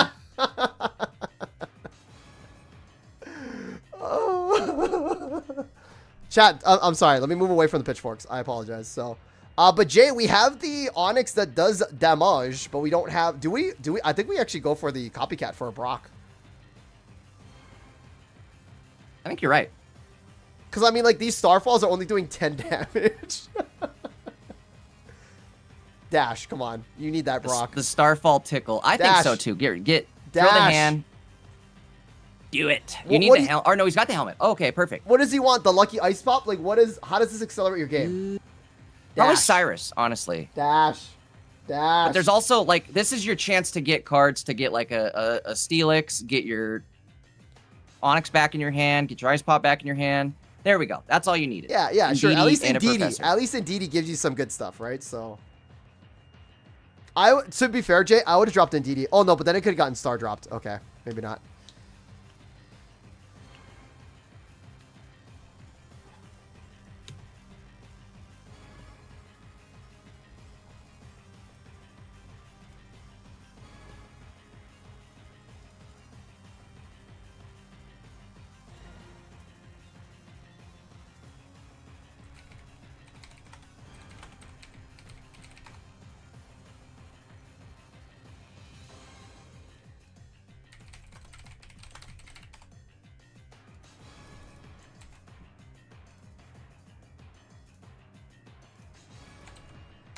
And again, a little bit of slow gameplay. We did have to evolve because we saw the Mega Altaria, Jay. So, yep. And this is kind of what I was saying, like that last game, right? This is usually the state I end up in. I don't have my Brocks. I have to evolve to save the game here, essentially.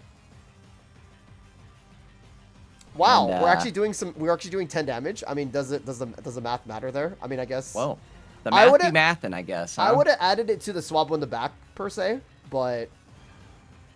I mean, I guess now you know next turn Andres is coming in with the Altaria, right? Yeah. So. As I said, I think he had to do that, unfortunately. Honestly, Jay, we dropped Ndidi. I say we drop both Ndidis here because if he gets Cyrus out, like, you're fine with this, you know?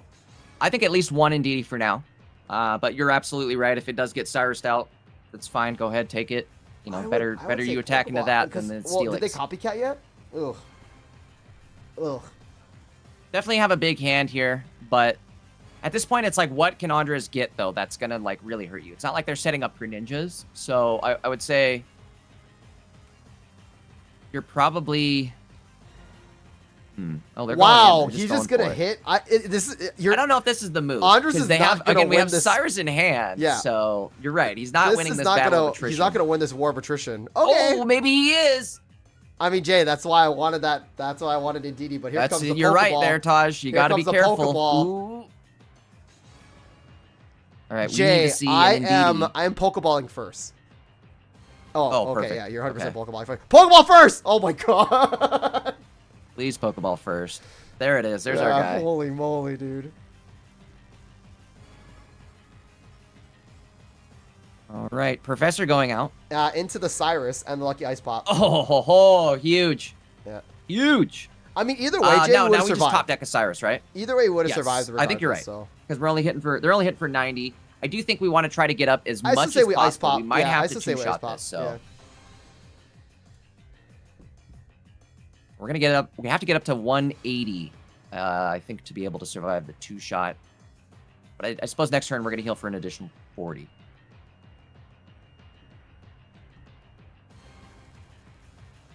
But now, what if you're Andres? What do you do? Do you go for a sleep scam? You have to. I guess that's the only move in the book. You have to, and then focus on her later. So. Oh no! Look at what's going to happen. Exactly what they don't know. They don't know. Yeah. So. Which is on Our Lady. It happens, but yeah. And guys, I'm telling you guys, this is why every deck needs PCL. There's so much sleep scam going on.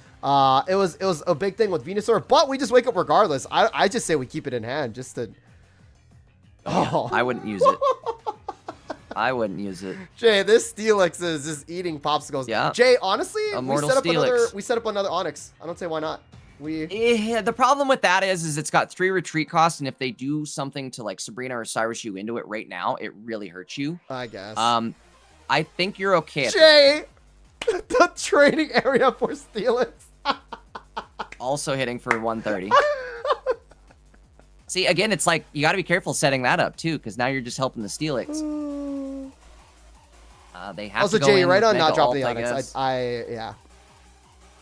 There's times when it works, but then there's times where it's like... well, he has double Cyrus. It just becomes too big of a liability. Yeah. Exactly. The double Cyrus becomes too big of a liability. There we go. I think this, like, what do? You're cooked. I don't know if Andres has anything else to do, any sort of damage that would bring this Mega Steelix into KO. Actually, I don't think he's going to have anything that can do damage that'll bring the Mega Steelix below its like healing range. Like the KO gap, right? So yeah, the KO gap, exactly. I might even just PCL there you go. PCL the bench so they can't Cyrus that in. And then now, just full heal on Steelix, bro. Yeah, and then now you're full health on Steelix. So this is usually when somebody concedes, I would say. Oh, wow. When you play this deck in rank, this is about the time when they concede. Well, so chat, here's the funny thing about this deck list, right? One, again, it is beatable, right? So again, say we had the turn 1 Altaria into the Onyx, right? That can totally happen. But also too, like, think about this. Say we win our match, but we could have played like 3 other faster matches to get those points anyway. And I feel like that's what players opt in for, to grind rank. And again, I'm not a rank grinder, but again, the amount of matches that we could have gotten versus that one. Now again, unless you're like high streaking, but you know what I mean? So.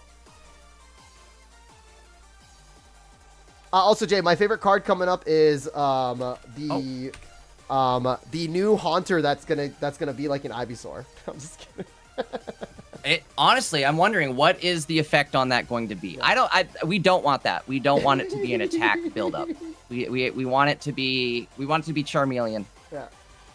Or Jay, Jay, a Dark Haunter that does that for darkness? Oh my god, dude. Ghastly High Dragon, Ghastly Darkrai. That'd be kind of sick.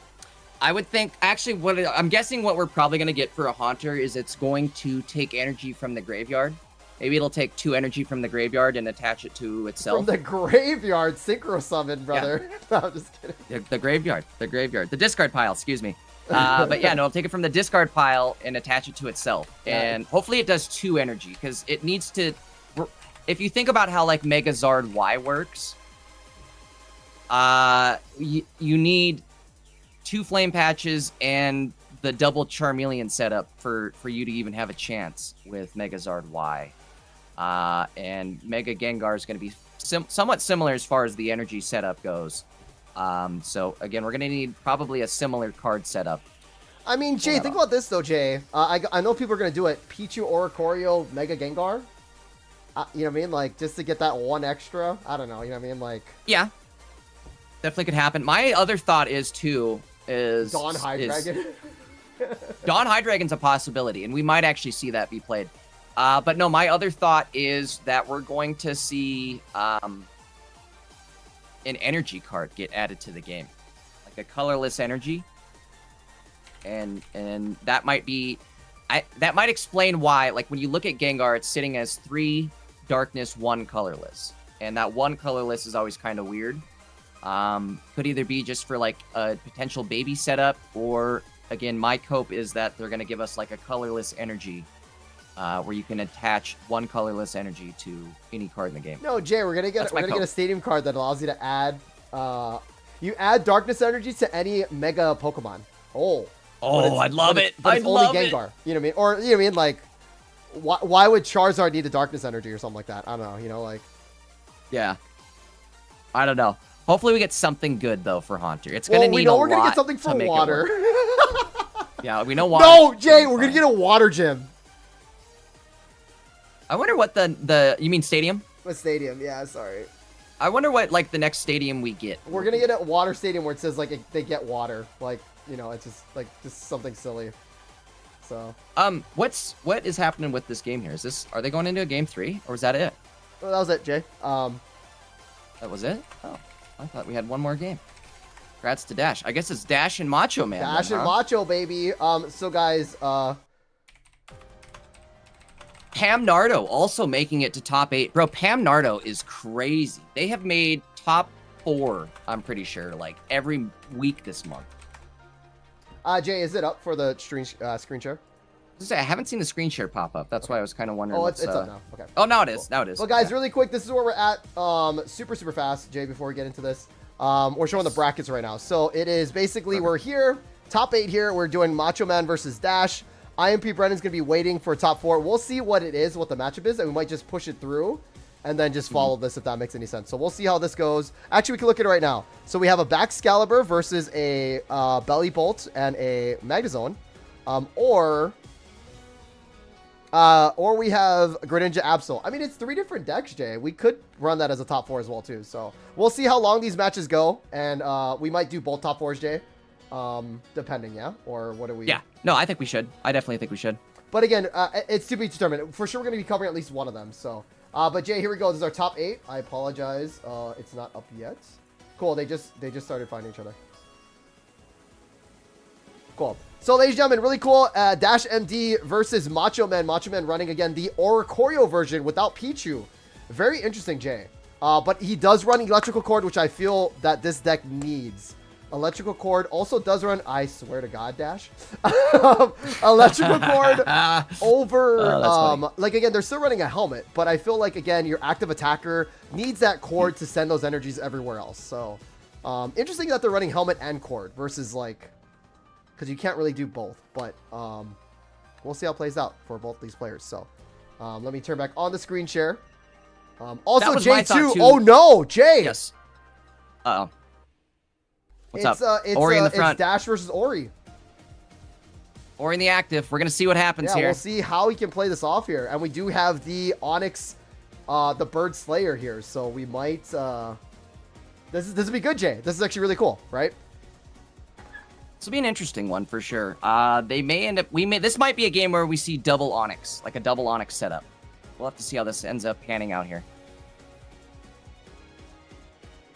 I mean, Jay, the funny thing is Onyx could solo Zera and Oricorio with the right support, and it does have it, right? We do have the Indeedee. Totally. We do have the helmet. If we get a Brock next... There's the Brock there. We're locked and brocked. So that means we're brocked and loaded, I suppose. We're brocked and loaded for next turn. That means we're going to be able to Brock, attach, and attack. Ooh, I would have dropped hand, though, because a copycat could come out. Yes, you're trying to, like... Probably hide your strategy, but like, bro, if a copycat comes out here, we dodge it. No way. Dodge. No way. Oh! Wow. So we're taking 30 damage, but we can heal this totally off, yes, right? 100%. Yep. We Brock and we just attack. Yes, that's my plan. So, Jay, I am worried about the Belly Bolt coming next turn, possibly, but it's only going to do 70 damage anyway. Only it'll do 70, so we'd be okay. And then it's going to be in the active if they choose to do that. So that would not be a smart play. Oh, and then we just send in our boy. Yep. Bro. Jay, maybe... I'm Jay, liking dude, maybe I'm...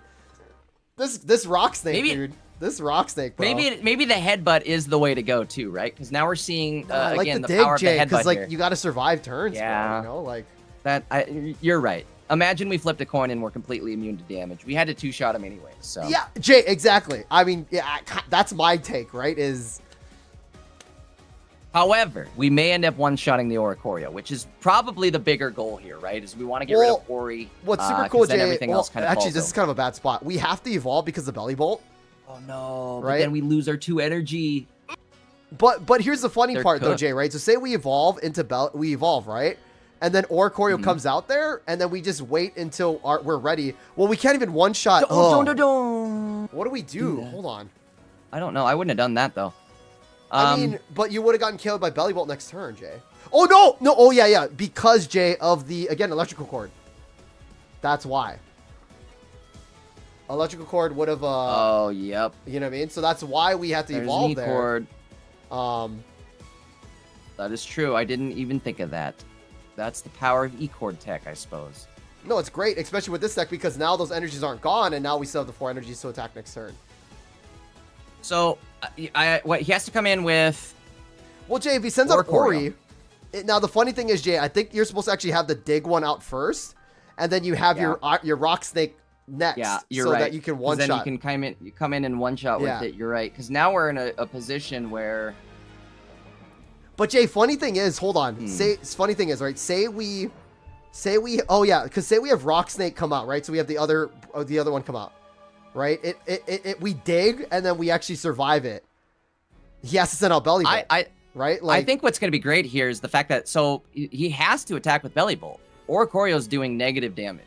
He's going to do 10 damage. I'm sorry, he's going to do 10 damage, which that's not enough. But so Jay, here's the interesting part, right? Is that I think we're going to be at a stalemate board state and we have to bring the judges in for this one because chat. No, we'll be all right. Watch, they're going to be able to set up the other one and then attack. This shouldn't end in a stalemate. No, it will because so Jay, we set up our other Onyx, right? We're only doing 50 damage to this bird. That's fine though. No, but then he switches out to Belly Bolt and then KOs the Onyx, and then what happens there? Well, we've got 5 energy already on our active Steelix. So we just keep building up energy. Wait, why is he switching? Because they knew that if they wait, they're going to lose. What? No, because that's how this deck works. You still win the Onyx trade, Jay. So say Belly Bolt comes out and KOs, say this is the other Onyx after it hits Oricorio. Then what does he have against... The thing is, though, is he can power up he can stay here until everything's ready to go. He can retreat and then afford to come back in. He's already got the 5 energy, so really he only needs 2 more energy before he can afford the retreat to come back in. And then he's going to block up the Onyx. If Belly Bolt KOs the Rock Onyx, Dash cannot attack Oricorio. But how's he KO the Rock Onyx? Right, so I'm just saying we're at a stalemate. Like, does that make sense? Like, but I don't think you understand. Like, how's he KO the Rock Onyx? With Belly Bolt. The Dig Onyx, excuse me. But then Belly Bolt's in the active, and Belly Bolt gets KO'd. No, it doesn't, because it only gets hit by... Then they have a Cyrus. It only gets hit by, you know what I mean? Like, Onyx doesn't one-shot Belly Bolt. But Mega Steelix does. No, see what I'm saying? Like, they can afford to stay in the active until they have enough energy to retreat and pull off the play that you were talking about here. No, they can afford to retreat the Steelix into an Onyx, hit the Oricorio, force them to have to come in with Belly Bolt to counter that Onyx in the active. Otherwise, they lose their Oricorio, and then you come in and counter with Mega Steelix again on that Belly Bolt. And it's over. Again, like, this Dash definitely is going to win this exchange the longer it goes on. Well, I guess, too, I forgot that Dash does run a Cyrus. So that's what you're saying. He does run the Cyrus, exactly. So he can afford to hit, and then, like, if it retreats. At this point, it's... the opponent here, I forgot who they're playing against here. Well, no, it's Macho Man. I keep on forgetting that Dash added the Sabrina and Cyrus. You know what I mean? Like, other decks usually don't run that one grabby. So even just with the Cyrus, you're fine. Because again, you're taking no damage, so you can sit there and afford to just juice yourself up with energy. He's got 6 energy on that Mega Steelix, so now he can afford to retreat, lose 4 of that energy, but still come back in once he brings that Onyx in. Yeah, the fact that I wasn't putting Cyrus into play that's where I wasn't thinking. And then the Cyrus too, exactly. The Cyrus is the finisher. Yeah. Once you apply any sort of damage on that Belly Bolt, you can just bring it right back in. But that is the power of Mega Steelix right now. Even with Oricorio. Or against Oricorio.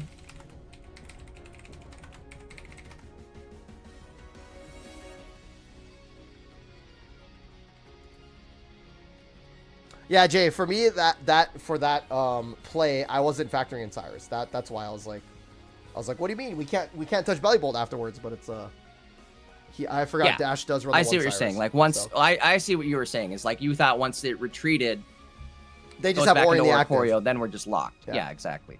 So no, we'd be able to get him with that Cyrus. I don't think there was any way that they could get around it other than possibly a lucky Ice Pop to full.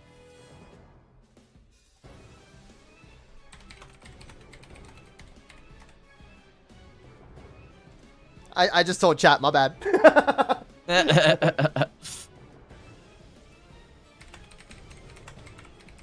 Next game starting off here. We've got the Dig Onyx out in the active this time.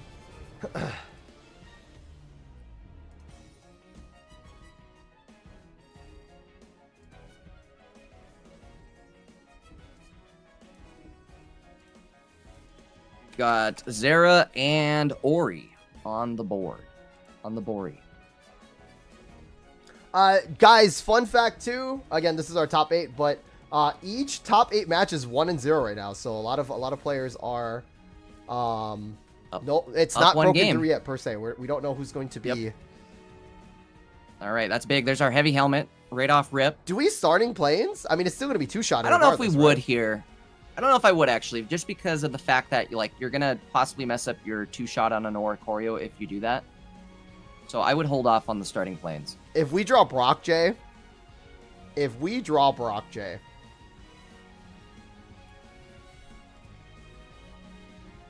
Brocked and loaded. That would be the same play as last time. Is if we hit the Onyx, or excuse me, not the Onyx, the Brock, we'd be able to attack with Onyx this following turn.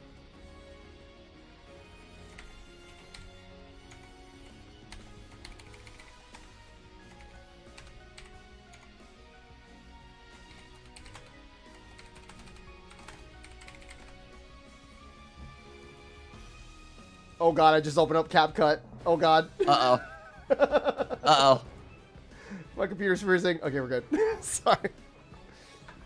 Alright, so Jay, we draw into the Brock, and then we only take 30 damage. Okay, hold on. We're still fine. Okay, we didn't draw Brock. Rip.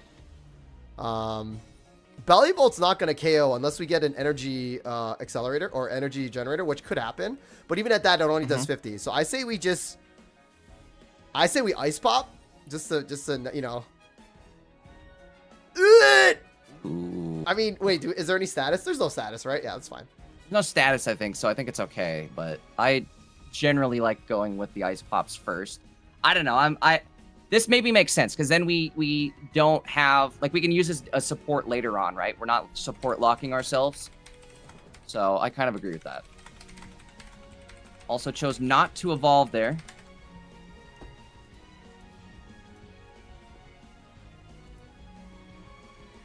Wait, Jay. Uh-oh. What? How do we let this slip, Jay? Look at the top 4 right now. Happened?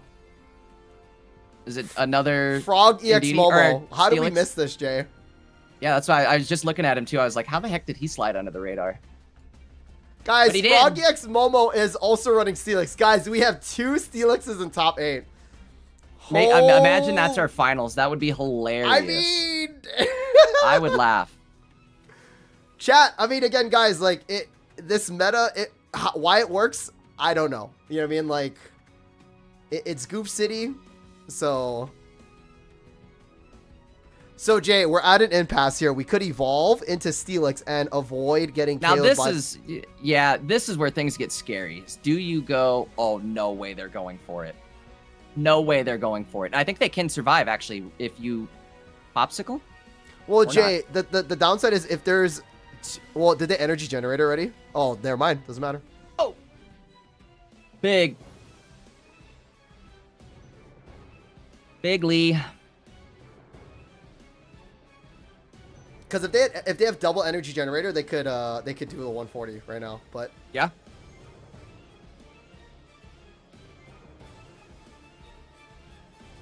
Also, Jay, Dash doesn't have the Indeedee set up yet, so oh my god. Oh, little late there, bud. Little late. Wait, no. Save for your other one. Why is he doing what? You can just attach to the other one at this point now, right? What do you mean? I think this is okay. Oh, well. I mean, I guess do we need the energies to retreat later? Possibly. Is that our plan? And we saw what happened like last game, right? Is there's more than likely a chance you're not going to end up playing both the Steelix. I know, but like, say we draw Onyx right now, like, you know what I mean? I'm just like, what? Why do we need? I mean, are we trying to get Are we trying to get to 9 energies on our Steelix? Wait, not 9, 8, right? Because 4 to retreat, 4 to attack. Yes. 7. You need 7, right? Because 7, then you can follow up with the attach on the following turn. Once you have 7 energies, you're good for a retreat attack scenario. Also, Jay, think about this: Belly Bolt. If it doesn't KO, or sorry, if Onyx can't heal off this damage.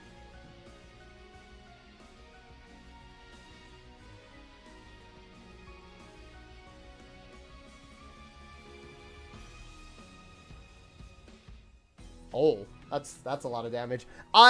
Jay, this might be Jovi because I don't think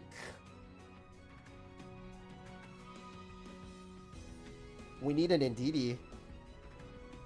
Oof.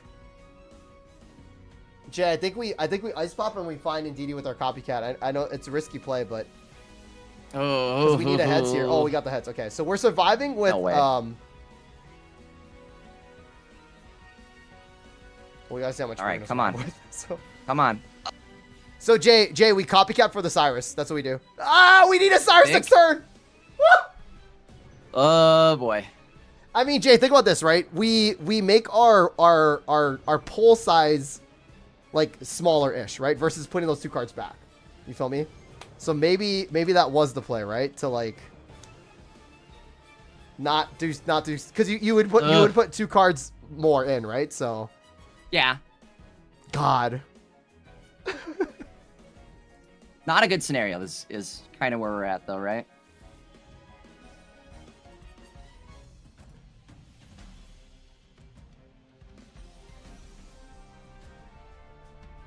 No way, Cyrus. Wait, Cyrus? Oh. Wait, so Jay, hold on. If we Pokeball into... I think it's over, right? Because...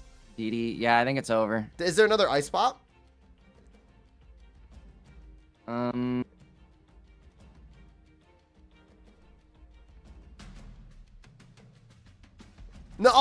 helmet. Oh no, Jay. Well, we're drawing helmet. We're drawing helmet. See, I told you, Jay. We're drawing helmet, dude. I told you. Jay, we can retreat. We can't afford the retreat. Maybe we do. I mean, they've got to have it, though, right? They've got to have the Cyrus ready to go. Why are we getting rid of... Why do we not get rid of the fighting energy?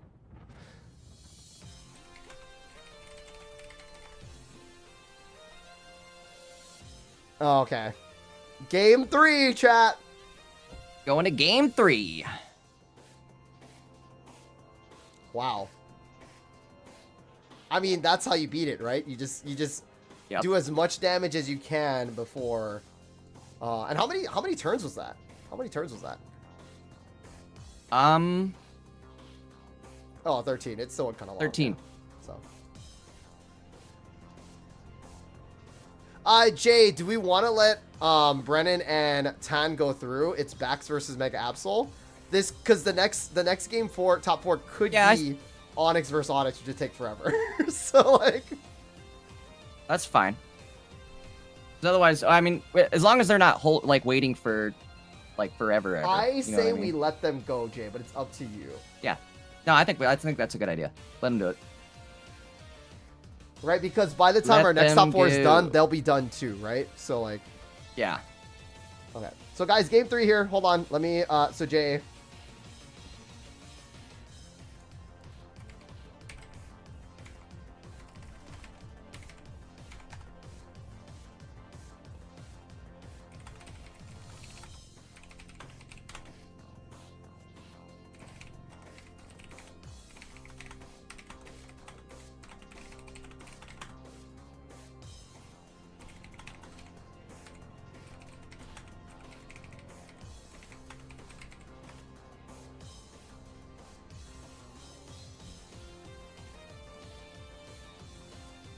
But also, Jay, this is not what you want to see. Double and DD. Actually, wait, Jay. If Dash doesn't get an Onyx, this could be horrendo. It's definitely not great. Sometimes you can sacrifice the Indeedee and stall for a bit, but you really want to start attaching to an Onyx as soon as possible. So, like, we need to find some way to top deck an Onyx, and I hope we find one here. Oh, man.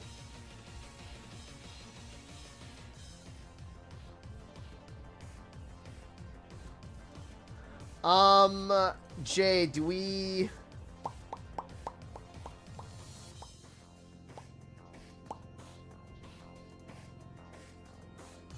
Should we let that other one go through? The other top 4? Which one was that? Just Brennan versus Junan. Juntan's running Baxcalibur, and then Brennan's running Greninja Absol. Yeah, we might as well, right? Okay.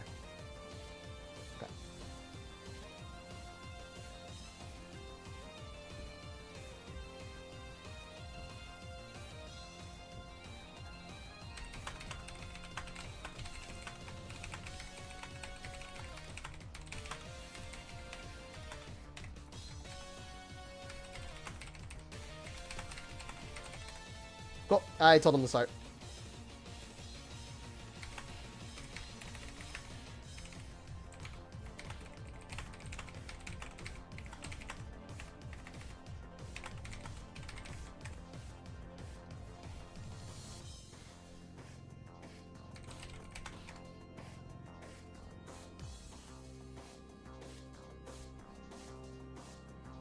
Jay, if this is Belly Bolt, this could be...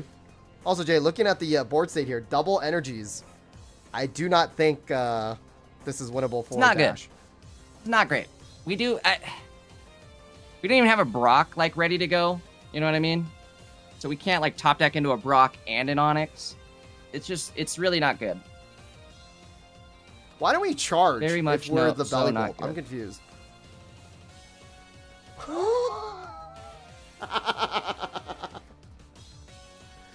Brick City, baby! Unfortunate, yeah, man. no kidding. Holy moly. Unfortunate indeed. This is just not how you want to see it go down. I mean, maybe both players get bricked. You know? That could be it. Like, because again, Macho Man needs... Oh, no. Alright, cool. So... Now, guys, the cool thing is, chat, the winner of this match goes against Froggex Momo. We'll show you their deck list in just a little bit. But it's something that you guys might be familiar with, so... And the reason why we said that this game might be over is because Macho Man went from 1 card to 5 cards from that copycat. So guaranteed going to get their belly bolt. They do hit for 140 damage onto Ndidi. Again, if we get Pokeball, we get an Onyx, but it might be a little bit too late here.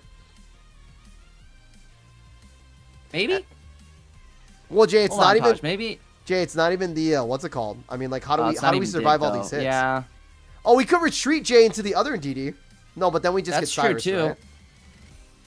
I mean, let him waste the Cyrus. That would be great, actually. That's what I'm doing, is retreating into the other Ndidi. Good idea. Yeah, we're still not out of this yet, so... All right. Let's see. So then we Brock add energy and then evolve? Like, is that what we're doing? I think so. I think so. Brock add energy, evolve. We find our helmet right here, that would be huge. Because then we could maybe just go in do we sack do we sack the other Ndidi for another turn so we don't take that damage? Yeah, I think actually that's the play, is sack the Ndidi so that you... Oh, there's our helmet. What did I say? Okay, so we've got helmet on. Rock City, baby. Could attack, right? He can't KO us. Unless he puts in the other stadium, which would be very dangerous. I wouldn't attack, though. Would you, Jay? Yeah, probably not. I don't know. Because you don't want to take that damage, and then every time we don't attack... survive, do we? I don't think we do, actually. I'm sorry. I think I did the math wrong on that. Oh, no, Jay. Uh-oh. Did I do the math wrong? Okay, no, this is... See, but this is what I would do, though, is this and then evolve. Because then you have the double Ndidis for heals, right? But is the math there? Yeah, I don't even know if the math is he's going to hit you for how much? We also have double Ice Pops, Jay. We have double Ice Pops. Yes. Pause. Double Ice Pops and Poke Center Lady and double Ndidi. I mean, we've got the heals. It's just a matter of, like, how much was that going to hit for again? 140, right? 120 with the helmet. So I think, again, we would have been in trouble if we tried to... Jay, do we send out our one with the... actually, no, I was going to say, do we send out the one with the helmet?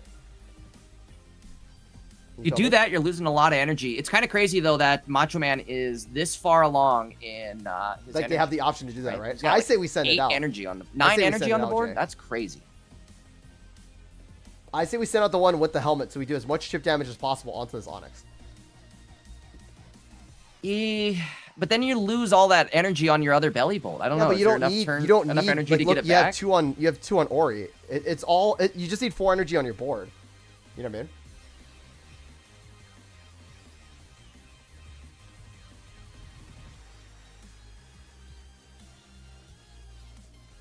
There's the Dig Onyx, which we might actually end up needing here. I feel like that 20 damage would have been big, Jay. The 20 chippies. The helmet? Yeah. Yeah, I think you're wrong. You're gonna lose too much energy and you won't be able to attack. No, but Jay, it's energy on your full board. So we have 2 on Oricorio and 2 on 1 on the Zera. So like. Yeah, but the point is that you need both belly bolts to be able to attack. Instead of like draining your one belly bolt so that you have to retreat into then a Zera Aura because your belly bolt won't be able to attack, is I think going to be the problem there. See what I mean? Like this guy's going to... Oh, wait, no, we have E-Cord on. Oh. No, I guess that doesn't matter, though, because if we would have retreated, we wouldn't have the benefit of E-Cord. We would have just lost that energy. So I think, again, that's why he's doing that, is he doesn't want to just straight up lose all of that energy.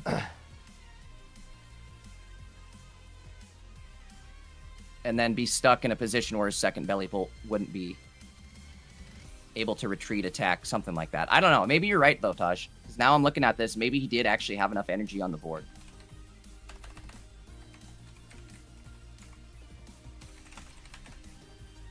I think his game plan, though, is he wanted the benefit of the E-Cord to split that energy up once this goes down.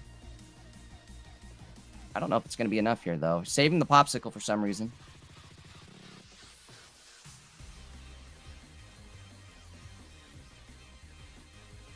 Wait, why do we next save turn the might Popsicle? get scary. I'm not sure why we did that. Because, like, we're going to go to... Wait, don't we get... Oh, no, we go down to... It's 120 damage. Yeah, we're gonna go down 10 HP. Like,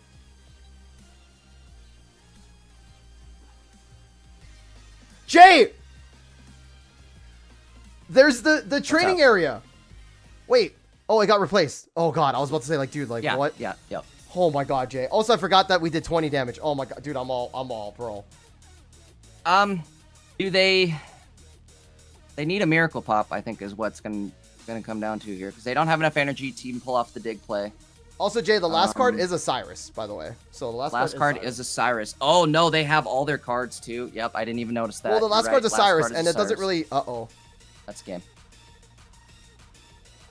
It is game. Wow!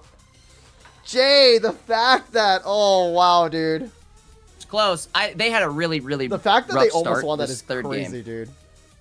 Yeah. Again, they had a really rough start this third game, so it just set them so far back they weren't able to get that energy. Yeah, I mean they were three. Like, I mean, look at how ahead Macho Man is. Yeah, Macho Man has 3 energies. energy on the board. So that's the difference. Unfortunate, but I think is Momo still in it? Yeah, Momo. The winner of this plays against Momo. So there we go. Cool. So guys, ladies and gentlemen, Dash the hero is out sadly, but we have a very exciting game for you guys next. It is Momo from Froggy X who's also running Steelix. So we'll see.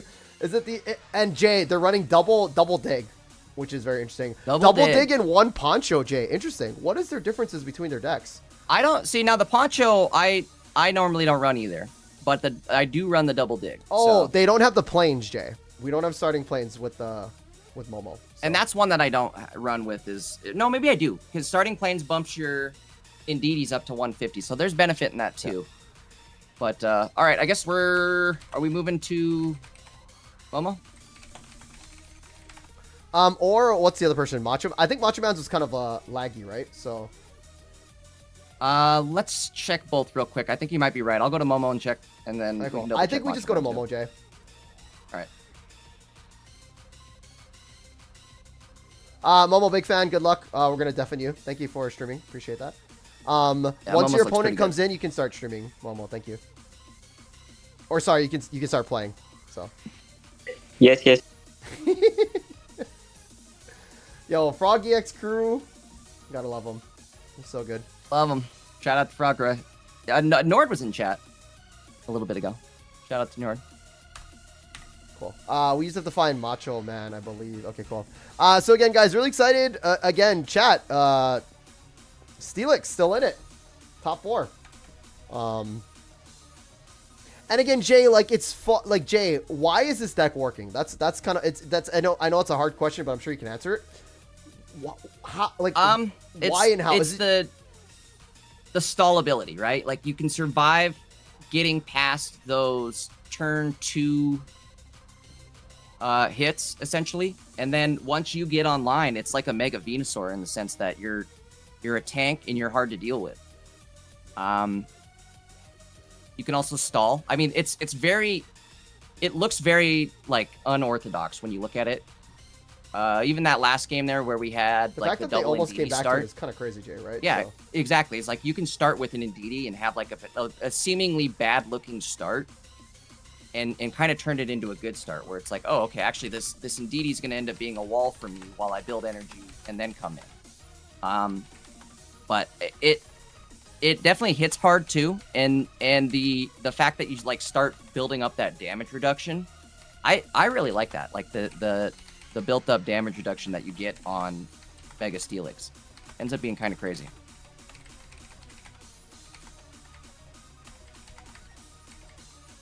They are searching right now. I'll let you know once they get into a game. Not only that, but this deck also runs it runs a lot of healing, and it runs like the double ice pop setup. And it's a deck that heavily benefits from a double ice pop setup, where if you get even just 1 coin flip, it's tremendous as far as like the amount of healing that it's providing to you on this deck. Also, J2, I believe it's a perfect storm. What do I mean by that? Not a lot of players are running Guzma, and not a lot of players are running Hand Disruption, right? And Hand Disruption really knocks out this deck because you want to draw cards to get into your Steelix. Say you have Steelix in hand, and then you get a red card just to 3 cards. You could be locked out of your Steelix. So again, I believe that the lack of Hand Disruption, also Guzma, I mean, it's not a big card, but we get rid of that Heavy Helmet. that's 20 damage minus over time, and that's minus 40 over time after Mega Steelix hits, right? So I think if there's more hand disruption, a deck like this wouldn't really survive. Decks with like small mon pools, again, it wouldn't really, or even Chingling Lock, kind of, right? Say you get locked out of a Pokeball, that could make or break you, in a sense. So I just think lack of hand disruption on this deck definitely does hurt. Yeah, that is very true. And we've seen it. I think we even saw it happen during this tournament where like a Mars came through that turn they needed to evolve and wiped out their Steelix, left them with nothing to evolve into, and I mean that's game. Once you don't have that Steelix to tank the hit, you're kind of in trouble.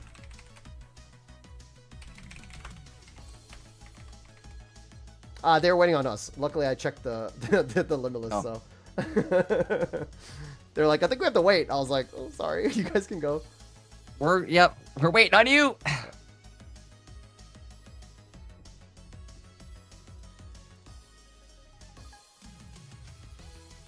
Cool. Jay, top 4. Now, again, the cool part is we love Dash MD, the hero, but FrogX Momo, definitely a veteran in the tournament scene. So we'll see how, again, FrogX Momo runs this. What was their record, by the way? Their record was 9 wins and 1 loss. Absolutely insane. They only lost to a Mega Altaria Greninja, and it was Rickle. So, like, you know what I mean? So, and again, Macho Man, who we just saw fight, go against this deck, and then hopefully we'll see Macho Man get the same results. A little bit different on Momo's side with the Poncho, which doesn't really help them out, as well as a... that's it. So the Poncho for the starting planes. Gosh, that would have been absolutely crazy if we saw a Steelix versus Steelix in top 4. I mean, Jay, I'm not asking for much in life, right? So, right, exactly. I'm not asking for much. Yeah. I don't know how that matchup would go. I've never actually seen Steelix versus Steelix. So I think it's just whoever gets Steelix first, and it's honestly going to be like, it's like any mirror, right? Whoever can attack first. Yeah. Per se, I would right? imagine that's the case on that one, right? Is whoever attacks first. Or even like Lucky Digs, right? Like, say you have the Onyx and you just get that little bit of chip, and you just go face. That's literally, I think, what you do. And it would have been boring, but it would have been fun. It would have been funny to see. But again, Macho Man running a really cool deckless Oricorio as well as Belly Bolt. I almost wonder, would it have been boring even? It might have just been a really quick game. Like, sure, they can both heal, but they're both hitting like a truck. You know what I mean? Like that, when you start hitting for numbers like that, it's hard to heal out of it. Yeah. I just think, Jay, boring as in like Sui Ninja versus Sui Ninja, right? You can tell one Sui Ninja's ahead versus the other, and you're just like, oh man, dude. I think you're right. It comes down to, I think you kind of know like who's gonna win that game in the first 5 It's seconds. like, one player's got Greninja and the other player doesn't have Onyx out. Like, okay. Exactly. Like, again, the charge, if we see a Belly Bolt here, Jay, next turn, actually, pardon me. Also, Jay, are we stacking Ndidi here? Maybe we're stacking Ndidi, Jay. I think we...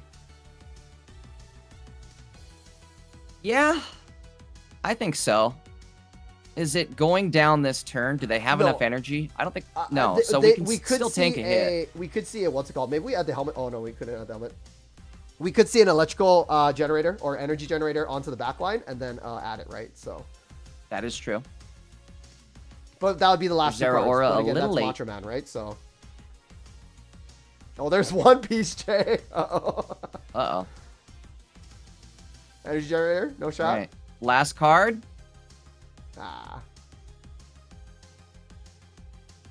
We need a Brock here, please. I mean, I guess we're fine, right? We just attach and add.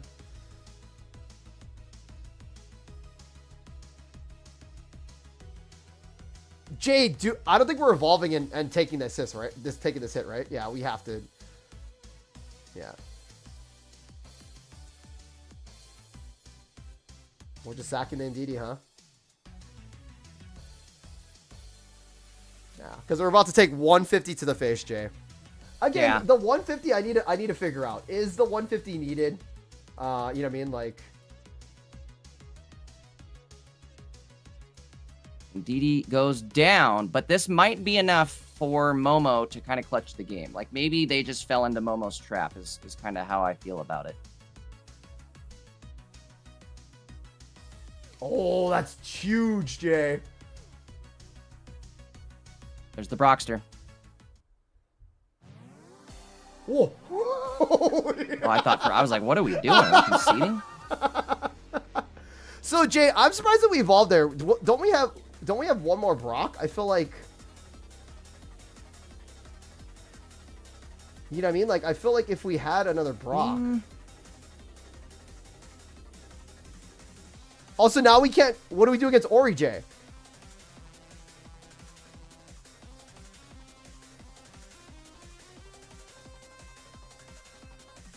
Do they run a Sabrina? They do. Okay, so maybe we're just planning on Sabrina-ing around it. Jay, we're cooked because we can't leave because we evolved. Oh, we're cooked. We're cooked. Wait, why did we send that? Oh, we had to because of the yeah, why did we evolve? Oh no, we had to evolve either way because what's funny is that the Belly Bolt would KO would either KO Onyx or the Indeedee. So we actually have to evolve the Mega Steelix, which is kind of crazy, Jay.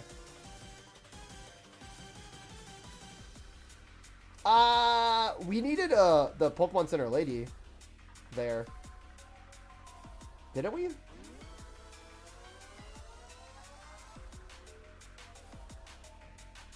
Jay, we could have survived one turn. I think we kind of did. No, we're okay. We're okay. Oh, never mind. We're not okay. Things are not okay. Yeah, the Sabrina was big there, so.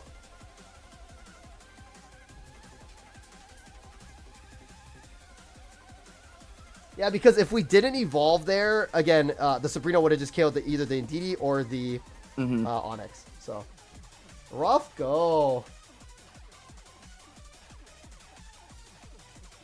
I keep on forgetting that Macho Man runs Sabrina. Sabrina Cyrus. Again, chat, Sabrina Cyrus, that's the way to go. Again, I unless you're running like a heavy double Cyrus like matchup, like Jolteon. You think for Onyx, Sabrina Cyrus is, or what do you? No, it's more of just, again, like... in general? Yeah, like, Sabrina Cyrus is better now. It used to be double Cyrus, right? Like, double Cyrus. That's what I was going to say. I debate, too. Is it either Sabrina Cyrus or Cyrus? Yeah. Sabrina gives you some early game, like, stall potential sometimes. Like, it gives you a little more flexibility. Game 2. Well, game 2, as I say, not a great start, but we'll see. Maybe it is. They do have professors in a Pokeball. Ladies and gentlemen, your finals match, though. Whoever wins this will go against Junan with Suicune Baxcalibur. So, and funny thing is, Jay, the only person that he lost to was a Hydreigon Absol. Really? It's still there, guys. Again, we did Pokeball into the Onyx, which is nice. So we have that going on for us at least. So.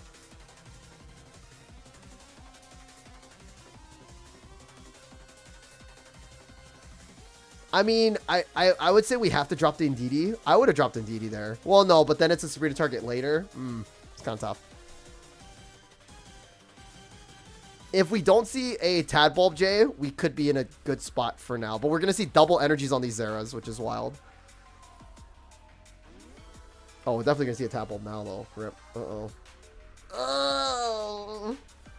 Jay, this deck reminds me of Arceus. Arceus and Pichu, you know? Like, the Zera, and then you have to, like, dawn up an energy. You know what I mean? Like...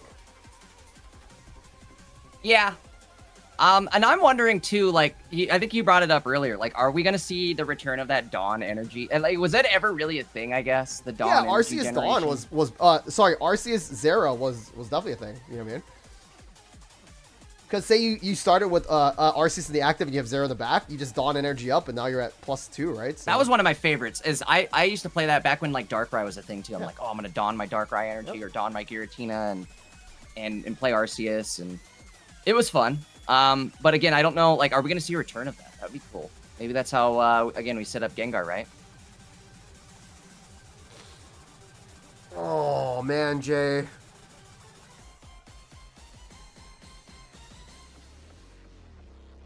I'm a little worried about Momo, and also, sorry guys, I apologize. Momo lost that last one. Sorry, whoops. Yeah. I had the score on the wrong side. Oh, did you have it on? I was gonna say, did you have it on the board wrong? Okay. Holy belly bolt! What chat? This is turn 2, by the way. Just want to let you guys know it's turn 2. So like,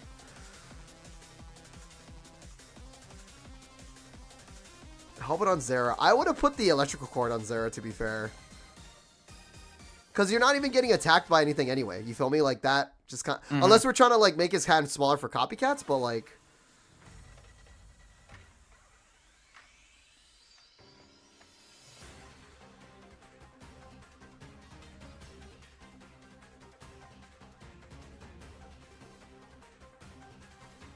Oh. Jay, Macho Man drops the electrical cord on the other belly bolt and then copycats.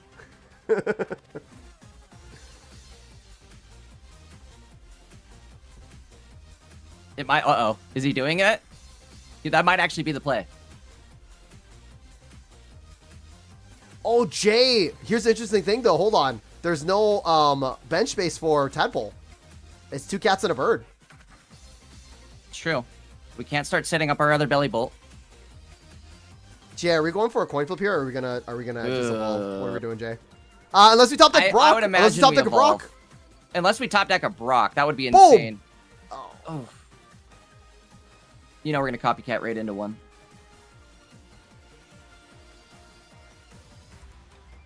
Guys, this is the decision that makes or breaks, and I feel like a lot of advanced players, Jay, would just evolve. But I think you got to go for the coin flip. I think you have to, Jay, right? Like, because Sabrina loses you the game, right? If you drop down anything, I think you have to just go for the coin flip. Yeah, let's go, baby!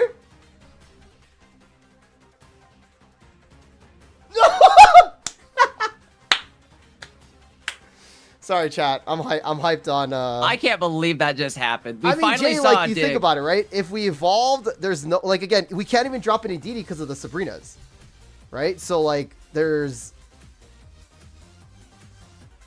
And also, Jay, if we don't have electric cord, there's no energies on the side of Macho Man. However, there is the Aura Choreo still, though.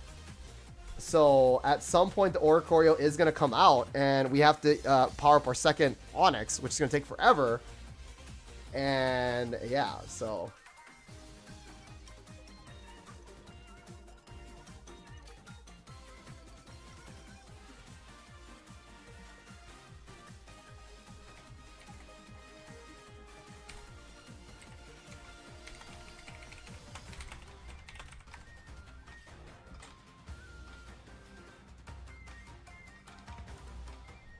We just stayed in the active, Jay?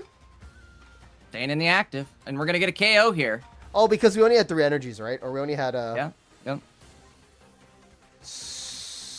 I think that's game, right? I think well, Momo no, takes because this one. so Jay, now we're at that weird Aura Choreo lock, right? Oh yeah, we're at Ori lock now, huh? So Wait, Aura hold on. Choreo Does Momo comes run? out.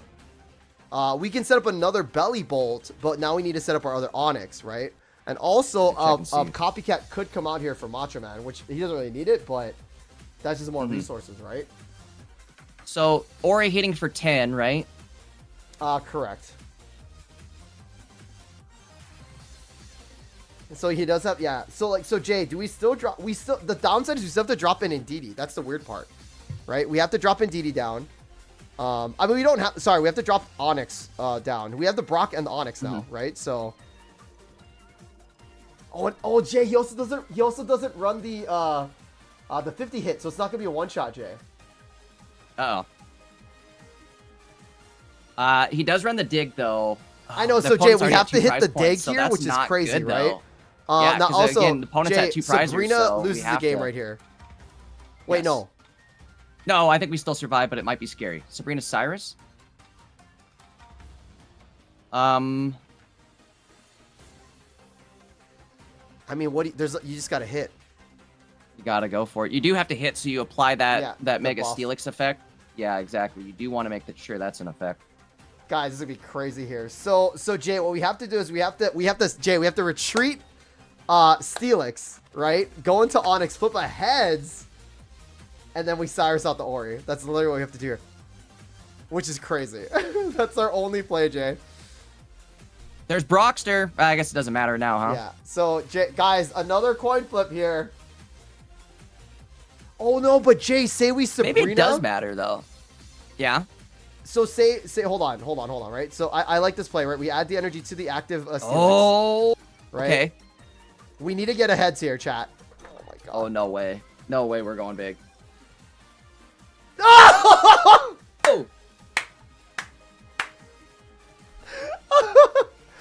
Is there Mars? There's no, again, Jay, no hand disruption for Macho Man. It's over. There's, well, no, hold on. So Jay, if he's Sabrina's here now, we have to send out the Steelix. That's the only issue, right? But like, how do we? I guess we can still tank everything. No, right? we could send out Ndidi. Or no, we can't. Uh-oh. Yeah. So hold on, Jay. Now we have to start adding energies. No, now it's stall all over again. We're gonna be here all day. Well, no, Jay, because we can send out Belly funny. Bolt to attack. But is it gonna be? Do we have enough heals to survive this? Right. It's a good point. I think we do. We have a Lucky Ice Pop. We have Pokemon Center Lady, and we also have, I believe, another Ndidi, right? No, we don't. So we only have one more Ndidi. So, so we just need 3 turns of this, Jay, which I think we can survive. Very scary, but I think we can. I think you're right. Again, I think we're gonna get to a point actually where we're maybe gonna go positive in the amount of health that we're healing. I mean, again, it's 130 every turn, Jay. Like that's I don't know. Like we need ice pops. We need like a lot of help still. Oh, I missed the. Okay, yeah, you're right. We can't. Like Jay, Say does Cyrusing him in doing anything? Jay, it might not be enough. I think we're cooked. Yeah, you might be right, Taj. We might be cooked. Not being able to attack too, like we lost that. See, this is why I was saying maybe we should have waited. Like you were fine just waiting until you had the energy to retreat. Oh, like in the active? Yeah, exactly. Like what are they doing? 10 damage to you? You're in control at that point. Right. You stay until you have the energy so that a play like this Oh! Jay! No way. Come on, baby. All the way to the top. Wow. So Jay, hold on. I believe that might have been the play, but hold on. If we sent out Belly Bolt earlier, you know what I mean? I feel like we'd have been in the same scenario, right? So like, damn. Guys, again, props to Momo though, right? Yep. Played the best they could, but again, Belly Bolt just doing so much damage with all those energies. So, but guys, ladies and gentlemen, this is gonna be your finals coming up. Jay, that was absolutely insane, dude. Absolutely insane indeed. Who's that?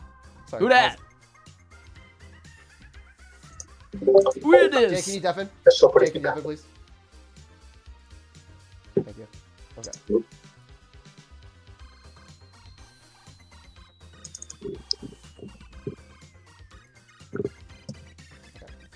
Jay, next time if you could server mute them, that would be cool. Appreciate that. Oh, sorry about that. Yeah, I wasn't sure what the heck was going on there.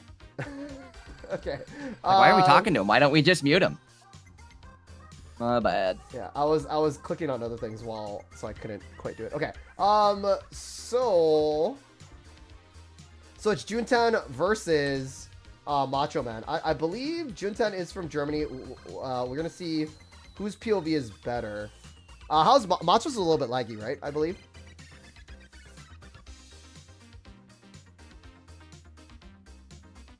Jay? I'm sorry, what was that now? Sorry, Taj, I was looking at I'm dealing with fires in the background here. What's going on? Was Macho Man's a little bit laggy? I never checked it. Okay. I'll go to Juntan's and then because I believe it was I'll check laggy. Macho. So, okay.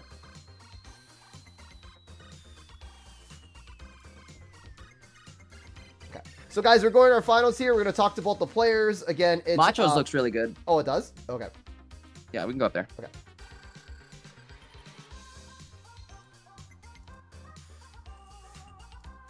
Okay.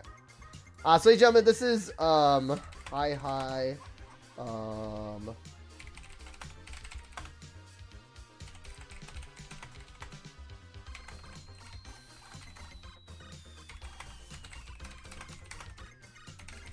Cool.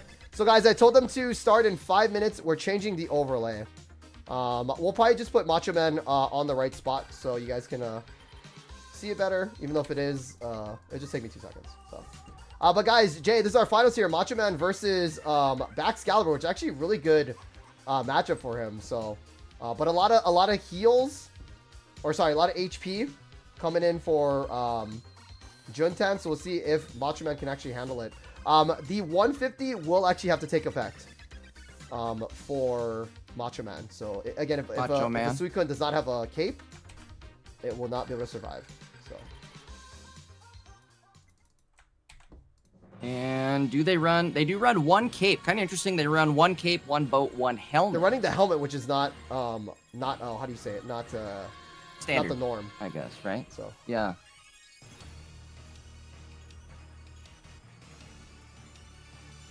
Okay, sweet.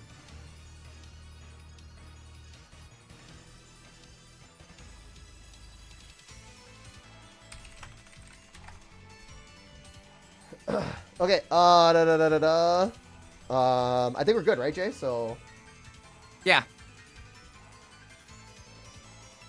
Oh, they started. Cool. Ladies and gentlemen, this is your finals. Pocket Mads number 24.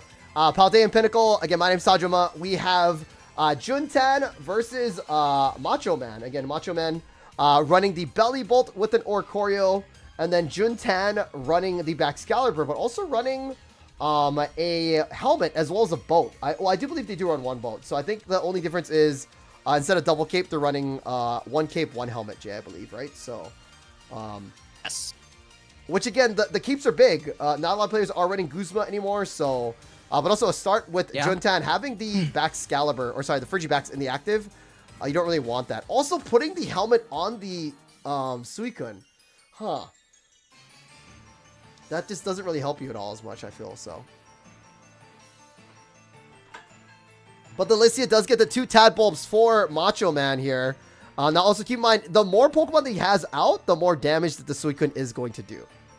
So, maybe, are we going to just do the one? Looks like he is setting up for multiple Mons. Hopefully the mat doesn't bite him in the butt later.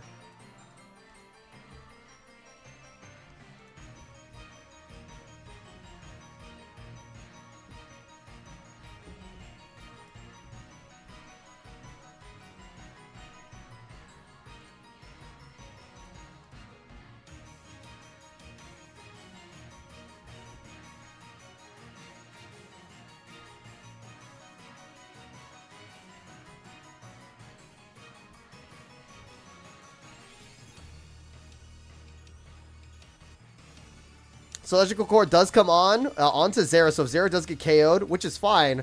Keep in mind there's no energies on the side of Junan because he had to retreat. Now, again, he could get a Frigibax with the Cooler to add the energy to the active. We do see a Belly Bolt here. Do we actually see the Belly Bolt come out? No, we're actually sending out the Zera. I like this play. Being very aggressive with the Zera, doing 70 damage. Rocky Helmet, again, like I'm surprised we added Rocky Helmet versus the Cape. We have to play our starting planes now if we want to survive next turn. Now true, we're going to find the candy energy too, so we can actually knock out the Zera this turn, but the E-Cord is going to basically make it so Belly Bolt's ready to rock. Yeah. You think the following turn then, are you going to Sabrina to avoid attacking into the helmet? Maybe get, I don't know, maybe that's not the right play because then they can kind of go 1-1 and then just put their Frigibaxes in and make it so you can't just attack through that sweep. Well, the downside, Jay, is once we KO the Suicune, there's only going to be 2 energies on the board for Junan. Yeah, I suppose that's true too. So, and he's not going to be able to attack with Chen Pao this turn. Yeah. So maybe sure we take 20 damage from that. But nothing is going to KO us per se, right? We could also just, I mean, if we want, there's our training area. Yeah. I think it's Jover for this one. So I think so too. And this is kind of the power of this deck, right? Sabrina, so yeah, that's probably a good idea. Definitely want to save your Sabrina. Sabrina probably going to win the game the following turn here. I'll just put a helmet on too. I would. Now they can't even attack with Chen Pao. I think their only hope of surviving the following turn with anything now is if they put a helmet, or excuse me, a cape on Baxcalibur. Yeah. But that's not. But also too, we have Sabrina J. So if we need to, yeah. So I think it's Jovi because we have the. Oh wait, or we double. Wait, Jay, we double evolve. I forgot. There's another Frigibax. Oh, Jay. But. Oh no, but it's only 1 point. Yeah. That's what I'm saying. Who are we attacking at this point? The only way we can even survive the turn is if we were to go in with Baxcalibur. And maybe that was the play, is going with backs. No, the helmet is what prevents you from winning this, unfortunately. Wait, what is he doing? Why did he... if he stays in the active, it's over. Yeah, I was like, yeah. I'd say he's just That scrambling. was close, though, Jay. That got really close, dude. Cool. Macho Man taking it, guys. If Macho Man wins this one, this is the winner of the Pocket Ads 24. So, again, if Macho Man wins this one more match against Junan, it was very close. Again, Junan almost could have blasted for 130 damage.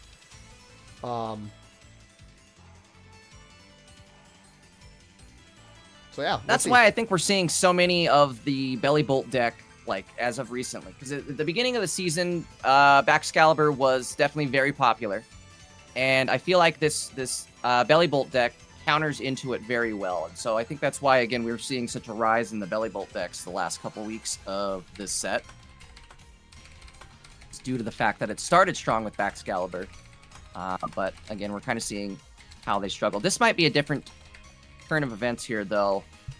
If we can't find our Zero Auras, we might not have enough gas in the tank. They're having to start with Chen Pao, though, so maybe that's also not ideal.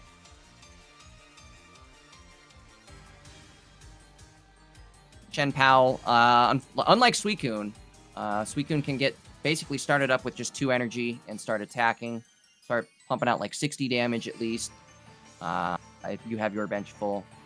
But the fact that they have Chen Pao in the active means they're only going to be able to do 20 damage and have to wait until they get 3 energy online. They might even just retreat. Never mind, they've got the boat on there. Suicune in the bench. Now they're going to start going for card draw, which I think makes sense. They've got 1 card in hand, and they're going to need those Baxcaliburs to make some plays. I mean, Jay, the crazy thing about this deck here, right, is that if you look at the hand of Macho Man, he does have a Professor's Research, and he does have the Electrical Cord. So theoretically, we could research into a Pokeball into another Tadbulb, right? But next turn, Junan could literally evolve into Rare Candy, into Bax, and KO this Tadbulb. So again, it's scary how fast both these decks can go. Again, I would research here, and then I would also Electrical Cord. The cool thing about Electrical Cording your Mon here, we do get Pokeball, nice. Please be a Tadbulb. I mean, that's actually good too. That's actually really good too. One thing you could do here is E-Gen up your Oricorio. If we hit both of these, we're attacking this turn. Here we go. Oh, super close. Either way, I think that's a good spot to be in. Oh man, I guess yeah, this is good, right? So you're charging up and you're getting energies. Worst case, I don't know if I'm gonna risk the.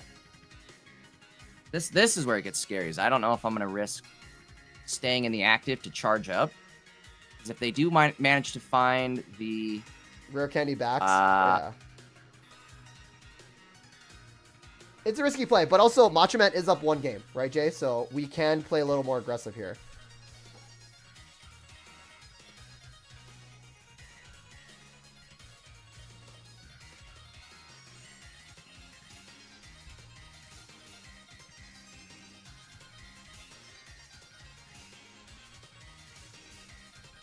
So they did find that evolution, which, right? How did they pull that off? So now we're a lone Oricorio versus the world. This might be heavily shifted back. Oh, they did get the Bax. Woo! Yep, they baxed it up. They baxed up that big talk. And also, Jay, maybe the helmet's for Ori. I don't know, right? Because again, a lot of yeah. But again, Baxcalibur does KO with 90, so like I don't. It does 1-shot, so that is kind of perplexing. Why we did that? Zero Auras here, but that's not who you want to see. Yeah. And then the Frigibax just KOs the Ori, right? So, I mean, Jay, there's still a world where we can still set up another boy. There's still a small world. Mm-hmm. And we do get to stall for 1 turn here. Never mind. No, we do. We can training area them. I'm sorry.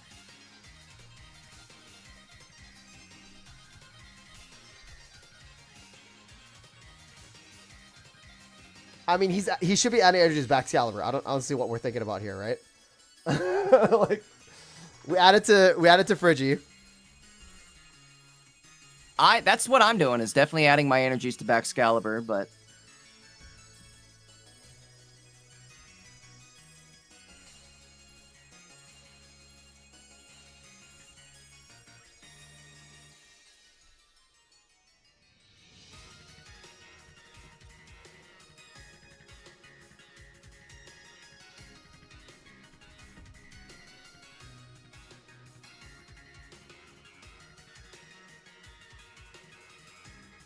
Copycat?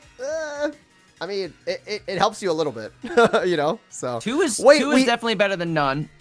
What's up? We added the energy to Chen Pao? I guess, wait, what? Wait a minute. Did we just win the game by doing that? Because now Oricorio knocks out... I think they thought they were safe for one turn. What? And now they're going to lose the game, actually. Wait a minute. They just lost the game. How did they lose? Oh, no, wait. We can't set up Belly Bolt. Oh, never mind. Maybe not. Well, because they put the energy on Chen Pao. So now they're going to... Like, who are they attacking into? Zeraora, I guess? Oh, never mind. It's definitely cooked now. Well, now Bax can attack Oricorio next turn, right? No, because... Or, yeah, Bax can. I'm sorry, Bax can. I thought you were saying the Belly Bolt was going to be able to attack the following turn. But no, they're not going to be able to set the Belly Bolt up. Bax can attack the following turn on Oricorio, and we're going to knock out Zeraora this turn for a total of 3 prize points. I think that is actually... Yeah, because Bax can just KO Ori next turn. Yep. Little back and forth game 3 action. I mean, that's the power of Bax Excalibur, Jay, right? The whole, like, energy stuff, like...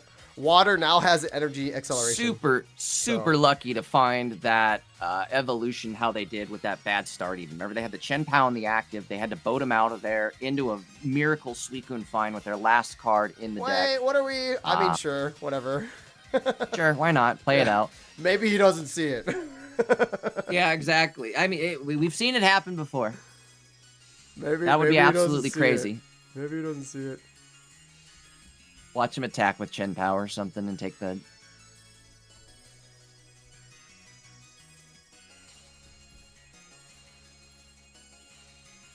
Alright, there it is. Chen Pao going to knock out Tadbulb on the bench.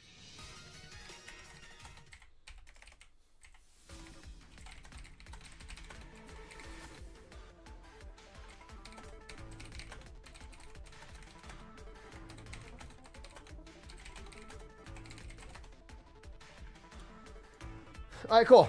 Game 3. And again, I wouldn't have a finals without a game 3, Jay. So again, it's really interesting. Now, again, both of these decks, granted, again, it's not like, I would say like they're the new, like Sui Ninja, High Dragon Absol, right? I feel like Mega Altair is still good too, right? So I feel like Mega Altair is still there, but I think that these two decks really kind of came up and kind of took over the Sui Ninja spot as well as the High Dragon spot. They both play differently, but it's kind of like the big 3 is shifted.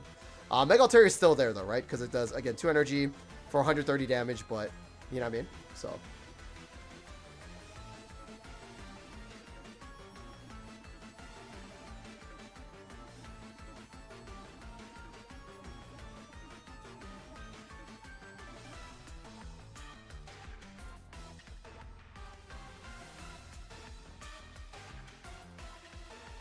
All right. Going first, we're going to have the Zeraora. What do you think? Professor first? I think I'm Professoring first. Good choice. Zera in the active is nice too, so. Gotta find some more stuff, but this could be somewhat of a decent start. You get our Tadbulb at least.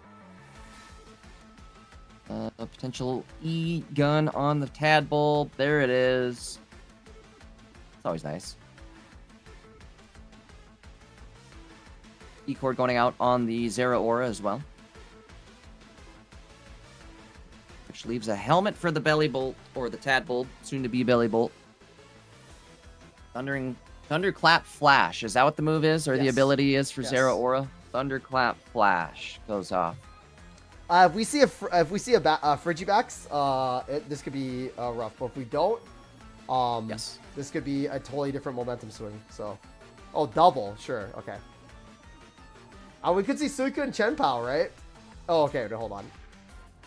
Wait, why did we... I guess, did we get it? Like, I'm surprised that we double Pokeball into the research, but that makes sense. Chen-Pao? Chen-Pao would be big. Or another Bax. Wait, Jay, that Suicune drop was not good. Uh-oh. Kinda isn't, right? Because then it locks you out from getting double Fridge on the field. And you need your Chen-Pao, for sure. And you need your Chen-Pao. Starting plays, I feel like Junan plays it a little bit too early every single time. You know? I think he's trying to predict the copycat and just minimize as much copycat damage. Wait, why are we setting another tadpole? Wait, what? Oh, just to get the energy up. Okay, that makes sense. Yeah. I was like, because the electrical ward, it's 1 energy for 2 Pokemon, which is, so you need that extra body. That, and I think they're also just trying to maximize off the copycat as well. Here we go. Egon going out. Boom. And it hits. That's big. Wait, we can one-shot the oh, no, we can't. I was about to say. Like, I was like, we could almost one-shot. We could have almost, but we couldn't retreat for free, right? Either way, following turn here should be the end of Suicune. If they don't evolve into Baxcalibur this turn, I think Macho Man wins this. I think Macho Man just won this.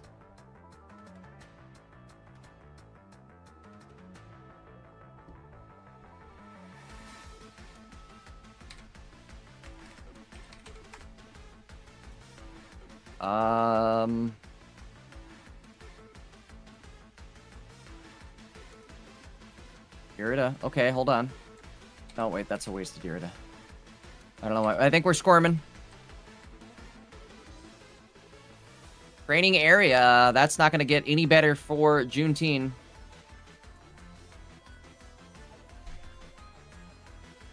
Is it Jun Tien? Jun Tien? His name's spelled like Tien, like from Deep Dragon Ball Z, so it's gonna be Jun Tien from now on. Jun Tien Shinhan.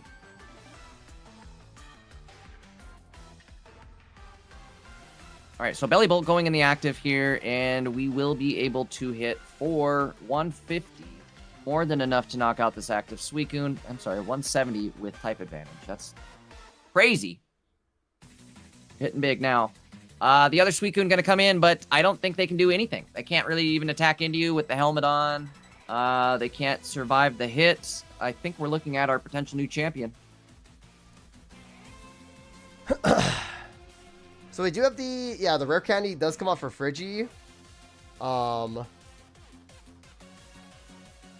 8 and the Kisser.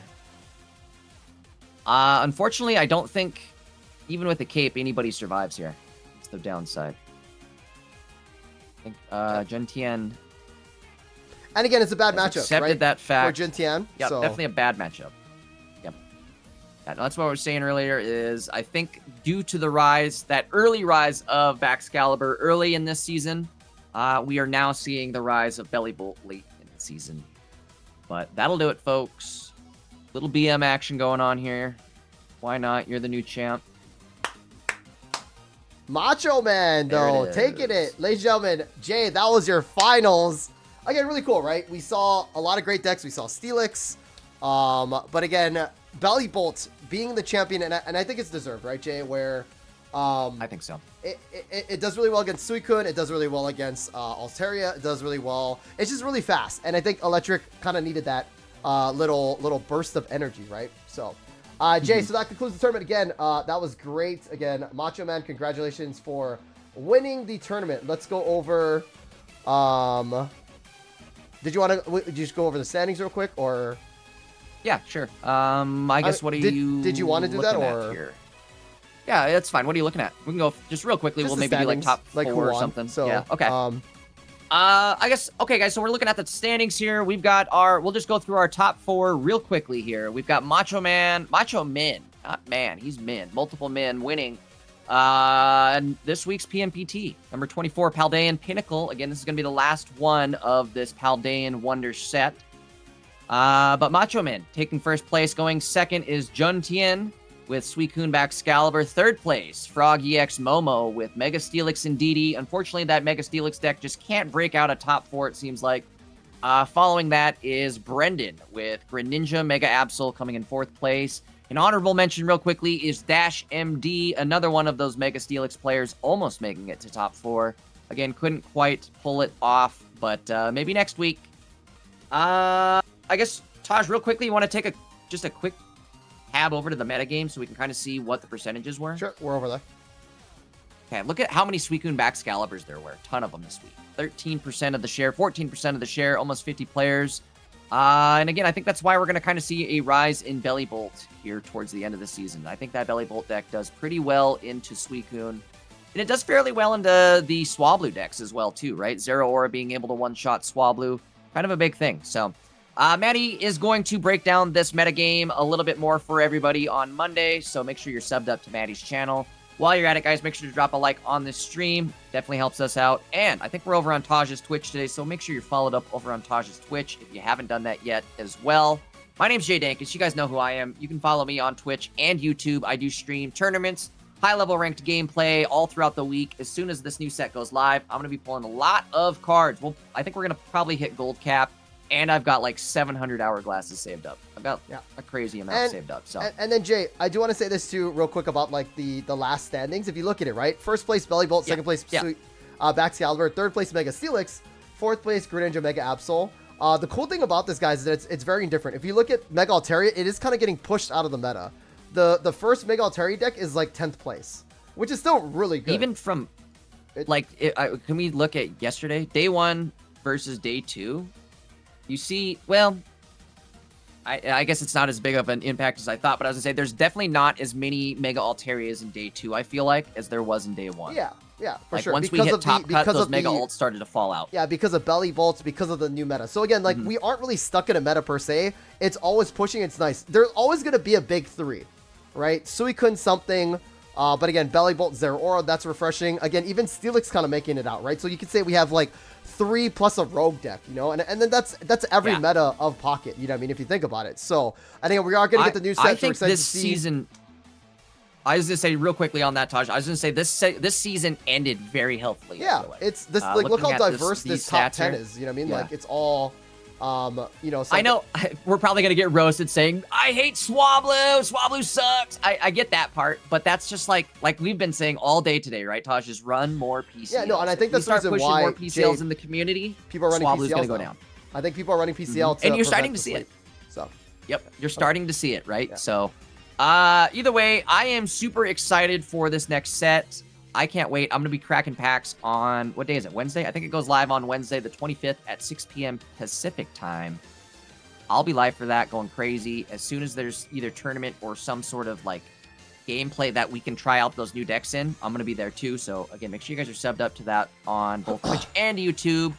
And I think that's about it for me then, Taj, as far as the promos go. Yeah, I'll also see you guys on the live stream well, Jay, this week. Really quick too as well, right? Only 15 High Dragon players. Like, again, it still works, but, like, people aren't playing as much. So again, if people are complaining about, like, again, standings and meta, like, High Dragon got literally booted out.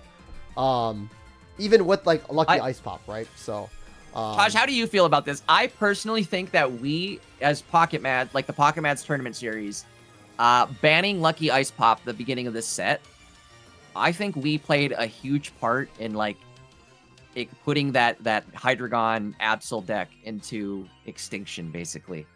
I think, again, that Ice Pop definitely helped, like, push people away from that. What I think it is, Jay, is I think a lot more Chinglings are coming up. And I think a lot more of the, like, people are just tired of playing it, I think. You know what I mean? Like, it works, but I think they're just tired of playing the same thing over and over. That's true, too. It's very boring after you play it 1,000 times, so. And also, Jay, think about this. You could do 140 with Belly Bolt with 2 energies, or you could do 130 with High Dragon, and then 80 with Mega Absol, right? So, again, I think it's just different damage values, and it's just actually getting pushed out of the meta. But anyway, we're done yapping, guys. The tournament's over. Thank you guys again so much for watching. Me and Jay are trying to do more of a wrap-up for you guys instead of just ending stream.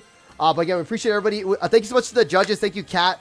for again being the judge for today. Guys, just again a warning for everybody too, viewers as well. Next tournament, guys, next week, if you do not stream your top cut matches, we are gonna disqualify you because we are trying to make a more of a smooth production for you guys. Also, if you're late like for 5 minutes, because that's also a thing for like Swiss, if you don't check in time, you will get DQ'd. So again, some people might roast the admin team or us for like banning them or not banning them, but DQing them. But again, it is a tournament and there's other people involved, not just yourself, right? So imagine a tournament Don't put me and Taj in those positions where we have to like call the judges and like enforce the rules. We don't want to have to enforce the rules either. So like, don't put us in that position. You know what I mean? Yeah. Like, I guess we do want to enforce the rules, but we don't want to have to be in a position where it's like, oh, cool, now we have to like punish people. Now we have now comes time for punishment. Yeah. And again, like, that's not fun. We don't want to do that on stream. What's super cool is that, again, we're going to be more verbal about it in the Pokemon's Discord. We're going to say, hey, guys, learn how to share your screens like that. Even in Swiss rounds, we're going to be like a parent. We're going to say, hey, guys, make sure you guys know how to stream in your top cut because that's mandatory. And again, like if you think about it, right, say the one person on 64 doesn't, makes top cut, but doesn't, like say the 2 players that make top cut finals, they don't stream. How are we supposed to watch it? Like, you know what I mean? Like, oh, somebody else will do it. Yeah. Yeah, but what if the other person is, oh, somebody else will do it, right? And again, we're just trying to make sure that we do a good production for you guys. Again, it takes a village. So again, thank you so much to the judges. Again, you guys are all great. Thank you to Pocket Mads for allowing us to stream this on your YouTube channel as well as on your Twitch channel as well too. We're going to be streaming it actually next week is going to be on Jay's channel on Sunday for Top Cut and Swiss for Twitch, and then on YouTube for Maddie on Saturday, Sunday as well too. If you guys haven't followed Maddie, again, Pocket Mads, again, one of the best meta breakdown content creators on YouTube. Definitely check him out for sure. If you guys haven't followed Jay Dankus, again, he also grinds ranked live. So if you guys love to rank grind, again, definitely check him out. Again, super solid player, plays a lot of tournaments as well too. And if you haven't followed me yet, guys, my name's Tajoma. I'm super excited for TCG Pocket as well as Pokemon Champions. I'm streaming now again too. So basically on Mondays, I'm going to do a Pocket stream, which is tomorrow. Basically reviewing a lot of the decks that we've seen in Pocket Mats. Tuesday and Thursdays, we'll do Pokemon Champions, basically VGC stuff. On Wednesdays, we'll do another cast stream where I cast a tournament. And then on Fridays, it's Fire Red Fridays if you guys want to just chill, hang out, community day, stuff like that. And then Saturday, Sunday is Pocket Mats. I will be at the Orlando, Florida Regionals for Pokemon. Very excited for that. So if you guys do see me, come say hi. I'm also a community ambassador for you guys. So if you guys have any questions, yes, they know about ranked. I do want to make it a full-time thing if possible, but I'm done yapping though. Jay, it was a pleasure. Again, thank you, players. You guys are setting the meta.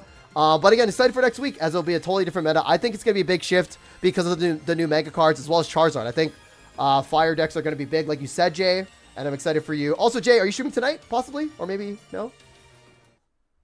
I didn't stream last night because my rib really started hurting, and I figured if I start streaming last night, I'm going to be up till 4 in the morning. And I was up till 4 in the morning without streaming regardless anyway, so forget about that. But either way, there's a chance I could go live tonight. We'll have to see. If you don't see me tonight, for sure tomorrow. Right. Also, guys, really quick, tomorrow. Jay casted it with a broken rib. Like, yes. If that doesn't show that this guy is putting the work through, I don't see what it is. Again, thank you, Jay. Appreciate you, brother. Please recover well. But again, thank you guys so much for watching, guys. Appreciate you guys haven't followed us again. Again, my name is Tajoma. Win your coin flips. Always give your thanks. And we'll see you guys next week for Pocket Maz. Thank you so much. Bye-bye. Thank you.